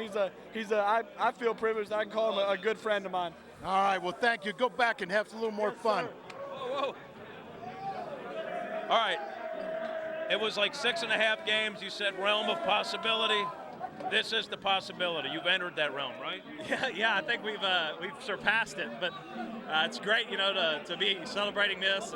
Improbable, but just a great team, great group of guys, and just keep playing hard every day and look where we're at. This is what you signed with the Cardinals for, right? A chance at the postseason, among others. Oh, absolutely. Yeah, I you know, when I was looking at this team, I thought they've got a great chance to win, and I still feel that way. And you know, we'll see what we got come Saturday. How big of a challenge was it when things weren't going well for this team to stay together and keep believing that there was something to play for? I mean, was it a challenge, or was that something that this team just had in it? I think it just, you know, guys just, they come and play, and I don't think we ever counted ourselves out. I don't think, you know, obviously you're not, you know, the probability if you're down 10 games with a month to play, doesn't look good, but nobody ever got discouraged. We just continued to play, and you know, the pitchers got on a great run, and we had a great month of September. I would say you're a pretty even-keeled guy, but what was the emotion like when you're sitting on the couch watching someone else play, hoping you're going to get a chance to pop the champagne corks if Philly wins? Well, it's just that's a part of baseball that's not that enjoyable, because you know, you're sitting there and your fate is MVP right here. Your fate is in, hey, a vote for MVP. Hey, great. Your fate's in somebody else's hands, and you know, it just worked out good for us. So now we just go play the Phillies and see what happens from there. Thanks, man. Appreciate it. You got it. Lance Berkman, Al, I know you got Mitchell Boggs. Mitchell Boggs. Hey, the last two nights you've thrown down here, or Monday and Tuesday, first two games, I thought it was some of the best pitches you've had all season long. I think you're going to be a big impact in the rest of the way in the postseason. Yeah, I mean, I want to be a part of it. And this September, the chances were few and far between early. But the way the guys have been playing, I just want to do what I can. And the first two nights were big for me. Carp was incredible tonight. And, you know, we deserve this. This team deserves this. We played we played good enough to deserve this, and we're going to do a good job going the rest of the way. Yeah, really persevered through so many trials and tribulations and everything like this. But how about the young guns you got down there in that bullpen? That's something you can really build on for not only the postseason, but next year. I hope so. I mean, we're going to do the best we can, coming up, and we're going to try to make a big mark on this playoff run, try to help this team do something special. But as far as the future is concerned, there's some guys down there that are very talented, and I want to be a part of it more than anything. I love this organization. I love this team, and I'll do anything I can to be a part of it. Georgia native, but you were rooting against Atlanta, weren't you? Oh, they broke my heart plenty of times growing up, so I was hoping they'd break some hearts for some little kids in Georgia tonight, and they did. So I'm happy that we were able to do it the way we did it. You can't say enough about this team. All right, thanks for your time, and go have some fun. Congratulations. Thank you, Al. Back up to you, Pat. Boy, that Mitchell Boggs likes to talk. He and Al, yeah. David Freese, you like to do the Twitter? You like to, what do you call tweet? What's the first tweet going to be after you guys get the wild card? We did it. We did it. This is unbelievable. To pull this off, where we were at a month ago, we weren't ever going to quit. But, a couple weeks ago, we're like, this can actually happen. And we stuck together and got it done. Was there some point where you thought to yourself, all right, I think it can actually happen now? You know what? I didn't really look at it like that, but we just kept playing hard, and enough with the double play talk, right? I don't really understand what double play. Did you guys hit into any this year? A few. Isn't it, when you think about it, with everything that didn't go right for the team, we had the bullpen issues, there's some defensive issues, a lot of double plays, and boom, wild card champion. That's baseball. There's a lot of different ways to win. That's a good sign of a good team. Days you don't pitch, you hit. Days you don't hit, your pitchers pick you up. And lately we've done everything. We've pitched, we've played defense, and we've hit. And, everybody in here deserves this from top to bottom. I know you were a guy who's had some injuries yourself, and I know you hated being out of the lineup, but to finish strong and to be in there, that had to mean something to you. Unbelievable. That's why you never quit. You play this game to win and have fun. And being around this group of guys is the reason why you stick around and you keep fighting. David, appreciate it. Thanks for the time. Thanks, Cap. All right, that's David Freese. We'll send it back to you. Jim, Al, thank you very much. Nice job with the coverage as the celebration begins to wind down. You notice Jim Hayes not getting crushed by the cold beer or the cold champagne anymore, as they are relishing still, though, Mike Matheny, a 2011 Wild Card Championship when I think only they were the ones that still believed they could do it a month ago. Yeah, I think they were the only ones that could be talked out of what was going on. To everyone. We deserve this. Yeah, we're going to enjoy it, but we haven't done yet. We have to go to Philadelphia and kick their ass. So let's have fun. Let's take a shower. Let's go back. Get ready for Philadelphia.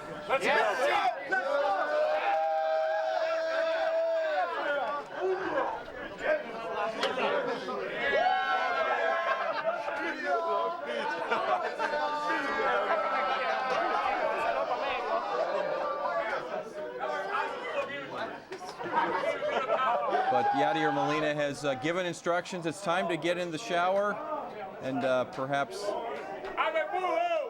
maybe a victorious cigar. And Jim Hayes is standing by with Adrian Chambers. Al's with him. I guess it don't really matter what I thought. It's here now, you know what I mean? I'm having a whole bunch of fun, man. You brought a certain level of energy to this ball club. Great cheerleader, what you did in that Chicago series. Club was down, and how you got all the fans to rally, and it really made a difference. I've been having the guys mess with me about y'all calling me a cheerleader, but man, like I said from when I first got here, man, whatever I can do to come through for the team, and we deserve this right now. And I think you're the reason why they bring young players up here to get a taste of this, because you'll never forget it. I can never forget this moment right here, man. I'm truly blessed right now. And what it makes you do is makes you hungry that you want to repeat it over and over and over. Yes, sir. That's our goal now. We're going to enjoy the night, and then tomorrow we're going to get ready to fulfill it. All right. Congratulations. Yes, sir. Thank you, man. Give me that. And thank you to Al again, and also to Jim Hayes, doing a terrific job with Rick Horton anchoring our coverage down in Houston. The celebration beginning to wrap up. They'll have a time to take a shower and celebrate, perhaps. We've got the sparkling grape juice here, but it is a one-game edge for the Cardinals with the 90 wins as they beat the Braves in the wild card race on the final night of the season that went way, way later than we all thought it would. But the most important thing is the Cardinals don't have to play tomorrow night. They play Saturday in Philly. Well, the reason we have the grape juice, I think all the champagne was taken from here to Houston, and I've never seen so many bottles. But those guys, Rick Horton didn't like it so much. I'd never forget that taste, that smell, that excitement that goes on inside of that clubhouse when you get that chance. You know that at the beginning of spring it was about popping it. You get that chance, and it's something that sticks with you. You never forget it. It is I think Cardinal fans would do anything to change places with you or with those guys that were able to do it. You say you'll never forget it. It is the culmination of so much hard work, and it is a group of guys that, let's face it, you spend 6 months plus spring training with these guys. You spend more time than you spend with your families, with your friends. It is very satisfying, I'm sure. Yeah, and just think about the fact of you playing almost 200 games where you can never really express how gratified you are, even if you have just one of the best games of your entire life. When that game is over, you know there's going to be one tomorrow, and you got to get ready for the next and the next and not get too high, too low. But this is what you shoot for, and now you let it hang out for a couple days. You enjoy it tonight. You have the happy flight that these guys keep talking about, and then you get focused, like Kyle Loesch is trying to do, about what's going to happen on Saturday and that great matchup that's going to happen between he and Roy Halladay. Glad that Loesch didn't have to try to pitch tomorrow night if they stood around for an hour and a half and found out that they had to play the game tomorrow night. But we'll never know because he gets to pitch on Saturday, and we do know that, of course, he took care of Halladay about a week and a half ago there in Philadelphia, and you got to have great confidence in Kyle Loesch. There is a lot of evidence that this was the biggest final night of Major League Baseball in the 120 years plus of Major League Baseball. A couple of other wild card, a couple other teams battling for the wild card. How about Boston having a 3-2 lead throughout a long rain delay, and that's Robert Andino with the hit that falls, and the winning run comes home for the Orioles. So Boston's chance is taking a big hit for the wild card. Meantime, extra innings, bottom of the 12th for Tampa, and that's Evan Longoria delivering with the home run. 8-7 walk-off fashion for the Rays, and they knew at that point that because the Red Sox lost, all they had to do was win, and they are the wild card winners as well. So the two teams making the mad dashes to the finish, the Rays and the Cardinals in their respective leagues, are the ones that take the wild cards from the teams that led that wild card race almost the entire season. Boston's case, it led the East for much of the season as well. You see their celebration hurriedly being put together. You look at the biggest comebacks in baseball history at 130 games into the season.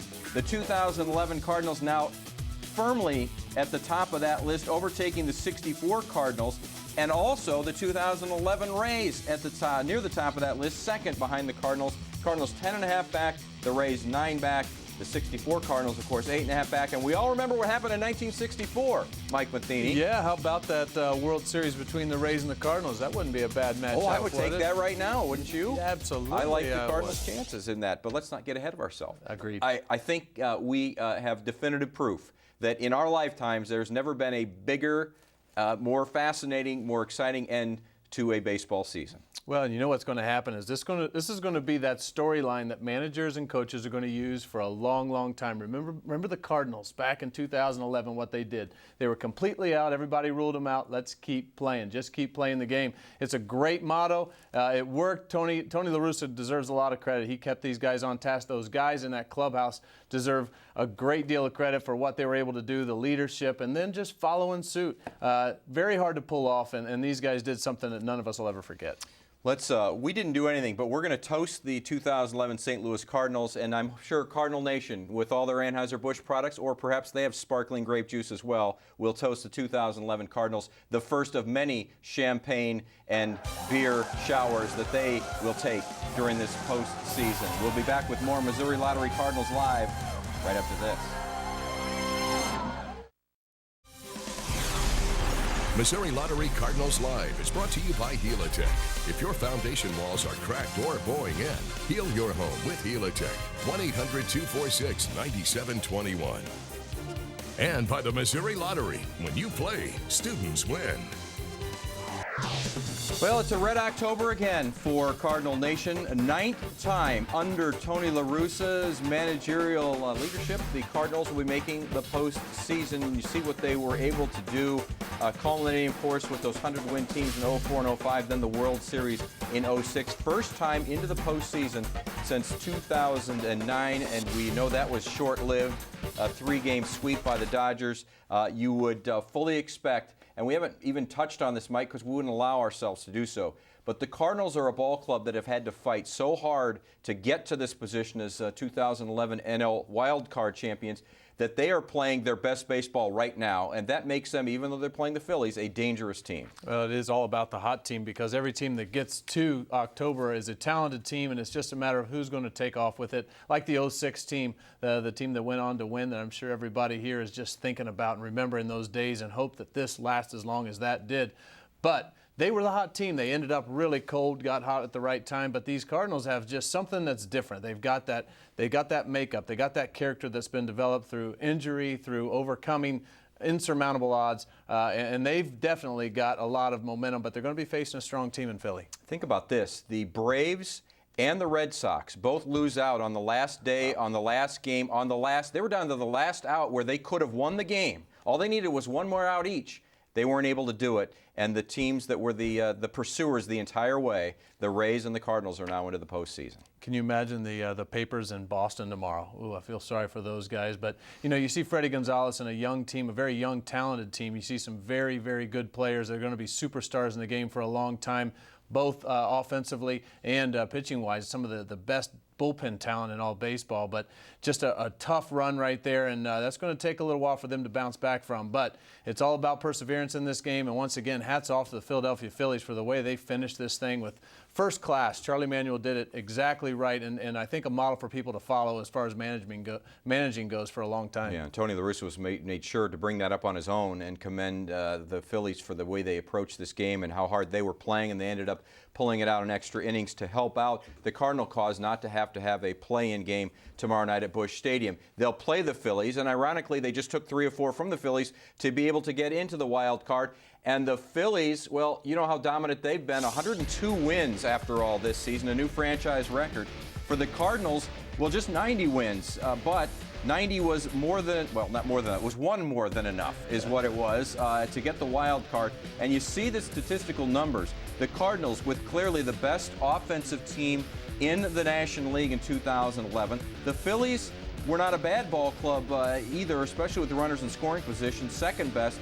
They get it done with pitching. Flat out, it's the difference between the pitching staffs, and the 8 blown saves compared to the Cardinals' 26 blown saves. That really stands out, but the majority of those, of course, were before the trades that shored up the bullpen and before Mitchell Boggs became the guy that was getting the last 3 outs in a ball game. The Cardinals also won the season series. Only the Cardinals and the Nationals in the National League were able to win season series against the Phillies. That's how dominant that ball club was. The Cardinals finishing 6-3 against the Phils.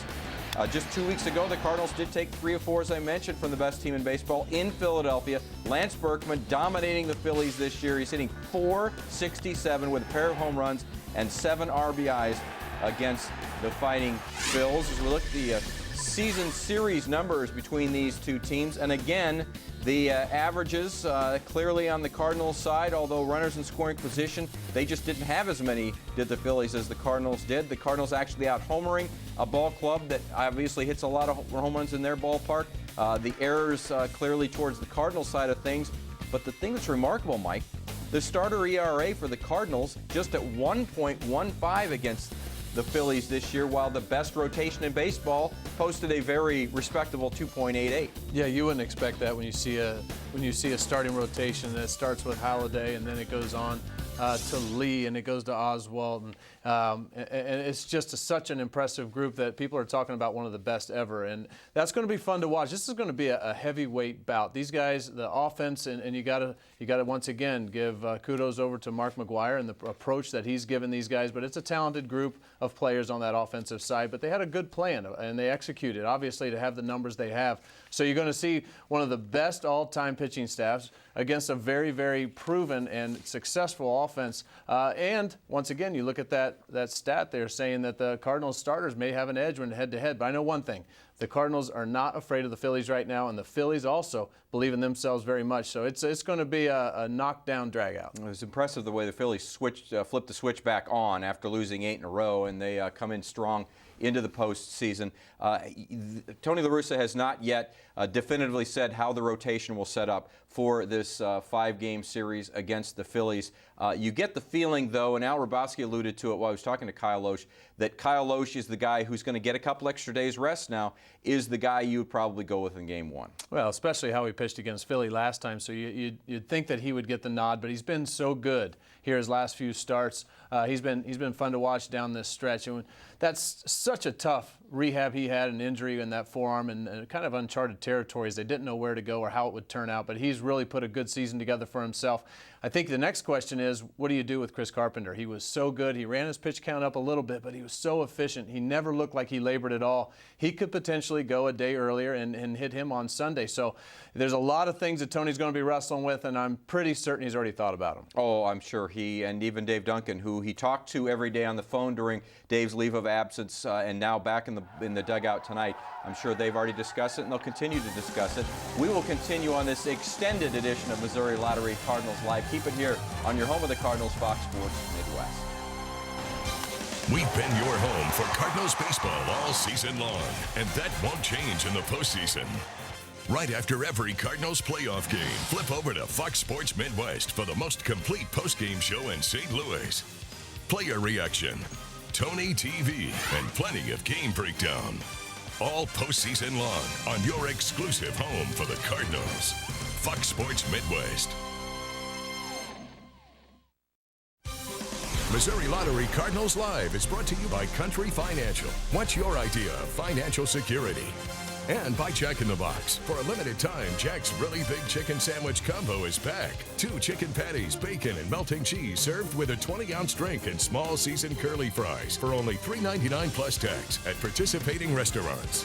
Cardinals win 16 of their last 21. They see the Braves lose to the Phillies in extra innings, then begin to celebrate tonight down in Houston, a wild card championship for 2011 in the National League. And we have reached the end of our countdown of the top 10 moments of the 2011 season. And what else could it be? Number 1 has to be the magical run to the postseason.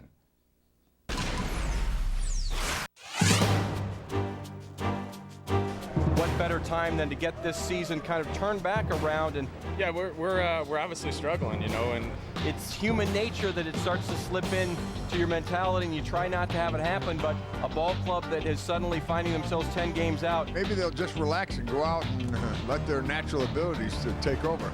Drilled out to deep right, at the track, at the wall, gone! The 2-2. Morgan a swing and a miss. Strikeout for Carpenter. Deep left. Holiday with room. He's got it. Carpenter goes the distance. There's a line drive to center field. It's deep enough to score the winning run for the Redbird. The Cardinals win Game 1. The 3-2. Got him. And it's a win for St. Louis. 4.5 games out now in the wild card. The 1-2, there goes Utley. Curveball hit on the ground on the left side. Descalzo to Pujols, and it's a Cardinals winner. Ball hit deep to right field, and this ball is gone. David Freese has homered to give the Cardinals a lead. There's a long one to right, off the bat of Burkall. This ball is gone. Swing and a miss. Have pulled within 1 game of the Atlanta Braves in the wild card. This one's in the gap. Yadier Molina scores from first, and the Cardinals lead by 2. Ground ball to Jackson. He's got it to first, and the Cardinals win Game 2 here in Houston.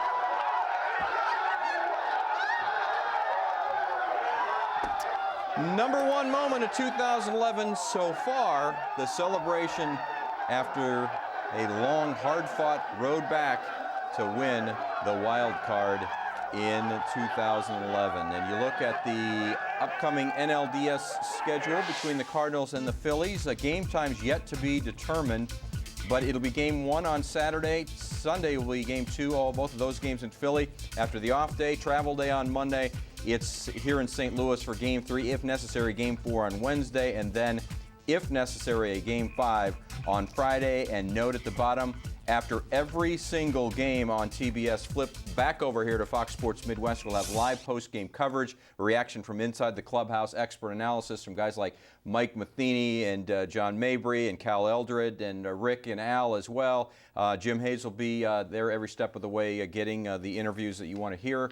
And, well, we look forward to it. We've been doing this for a lot of years now, and it just keeps getting better and better. Well, and it doesn't get any better, and I think everybody's going to remember this one for a long time, from beginning to end, the heartbreaks, and then the absolute dream of watching this and being a part of it. And I know Cardinal fans put their heart and soul into this just like everybody else, and to be rewarded at the end for their faithfulness and sticking with these guys and keep showing up, and 3 million again in the stands, it's just a great reward for everybody, and it's going to be fun to get this bonus set of games now. It certainly will be. The rest of the schedule for the postseason looks like this, and you remember that it was the games starting on Saturday. We had to wait till tonight till Milwaukee finally clinched home field against the Diamondbacks with the second best record behind the Phillies, and the Phillies, the best record, will host the wild card team, and that is the St. Louis Cardinals. In the American League, also having to wait till tonight to find out the matchups. The Yankees will host the Tigers, while the Rays travel down to Texas. Again, the Rays are the kind of team that if you're the Texas Rangers, you better be leery, because they've been in playoff mode for several weeks now, just like the Cardinals. Yeah, and that's a very excited group of people right now down in Florida, even though they didn't have the kind of fan support they were hoping for at the stadium. But they are red hot. They are excited. It's another young group of very good pitching. So it's going to be some great matchups, some of the best pitching in all of baseball you'll see in these postseasons. Well, we look forward to it. If anything is like tonight, it's going to be one of the most memorable playoffs in Major League Baseball history as well. Cardinals celebrated earlier tonight their wild card victory. We'll talk about it, show it to you more next. And the tweet is on for this post-game edition of Missouri Lottery Cardinals Live. This one from DFreeze23. Actually, David Freeze's Twitter account. We've all seen him in the clubhouse tweet at this account. We did it. Now we go. Thank you, Cardinal Nation, for believing. Best group of guys I've ever been around. Happy flight. There it is again. Those guys are excited. This flight, it might be pretty rowdy, the way it sounds. Yeah, Luke is the next guy that tweeted at us. The tweet is on. Luke Taylor 72. Torty, headed to the playoffs. October baseball is baseball heaven. And Torty is Torty the tortoise of Alan Craig. And he has been the rally cry, especially when Alan Craig steps up to the plate during this fantastic run by the Cardinals. And NLC Cards 13, I'm in heaven. Cardinals, happy flight, crazy night, wild card winner. Crazy Iowa guy might just be one of Cal Eldred's kids. I'm not sure. Thank you, Philadelphia, but we're coming for you next. 2011 wild card champs. It is an odd feeling to think about. We had to take care of Philadelphia 2 weeks ago, take 3 out of 4, so you're completely rooting against Philadelphia. Then you find yourself the last 3 nights pulling as hard as you can for an opposing ball club, and now you have to, well, you don't even have to remember. You're going to go full on as hard as you can against those Phillies. Yeah, absolutely. But you're going to respect them. You respect the way they went about it at the end, but you also have to respect the talent. You look at that staff we've talked about. You look about a lineup with an Utley and a Pence and a Rollins. And then you got Ryan Howard, our local guy. They've got all the makings to make this a very, very exciting series and to make it very difficult as well. Well, you like the Cardinals' chances because of the run that they've been on in the playoff-like atmosphere that they've experienced over the last couple of weeks. And we look forward to bringing you Missouri Lottery Cardinals Live, the post-game edition after each and every one of the Cardinals' playoff games this postseason. We thank you so much for watching this edition of Missouri Lottery Cardinals Live. We leave you now with a look at our final take, a look back at the celebration tonight for the Cardinals in that visiting clubhouse in Houston. We'll see you Saturday after the game. Enjoy.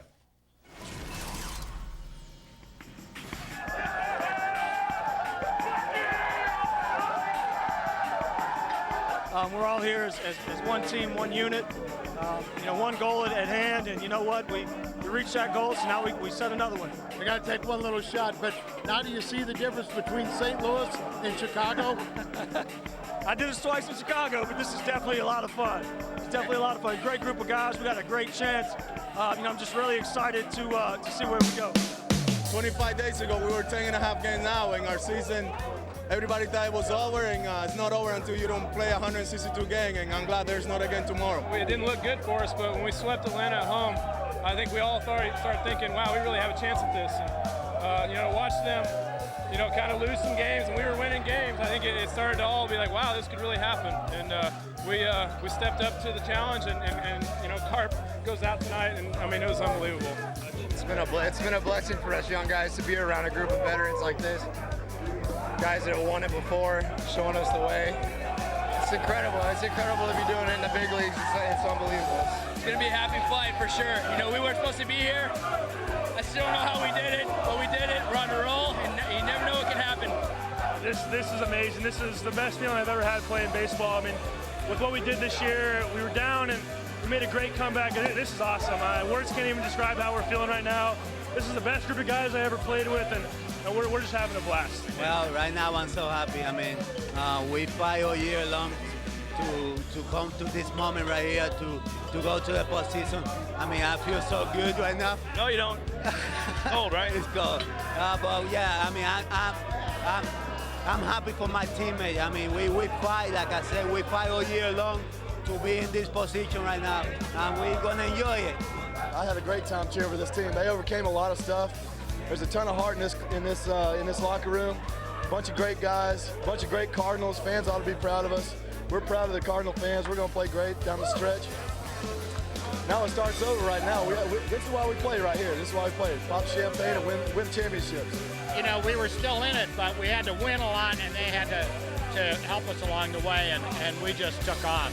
We were hot, just stayed. Really played well at the end, and won all the big games. So that's all you can ask. I don't know about that. I just go out there and I just try to do everything I can. And thank your mom. Hey, I like to thank my mom. Thank mom. Frankie, if you're watching, we love you, man. Thank you.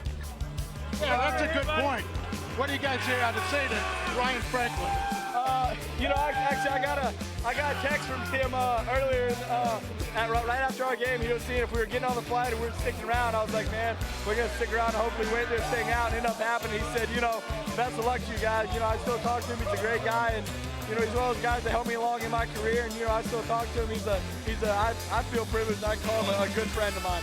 I think it just, guys they come and play. And I don't think we ever counted ourselves out. I don't think, obviously you're not, the probability if you're down 10 games with a month to play, doesn't look good, but nobody ever got discouraged. We just continued to play, and the pitchers got on a great run, and we had a great month of September. Congratulations to everyone. We deserve this. We're gonna enjoy it, but we haven't done yet. We have to go to Philadelphia and kick their ass. Your fate is MVP right here. Your fate is. Hey, a vote for MVP. Hey, great.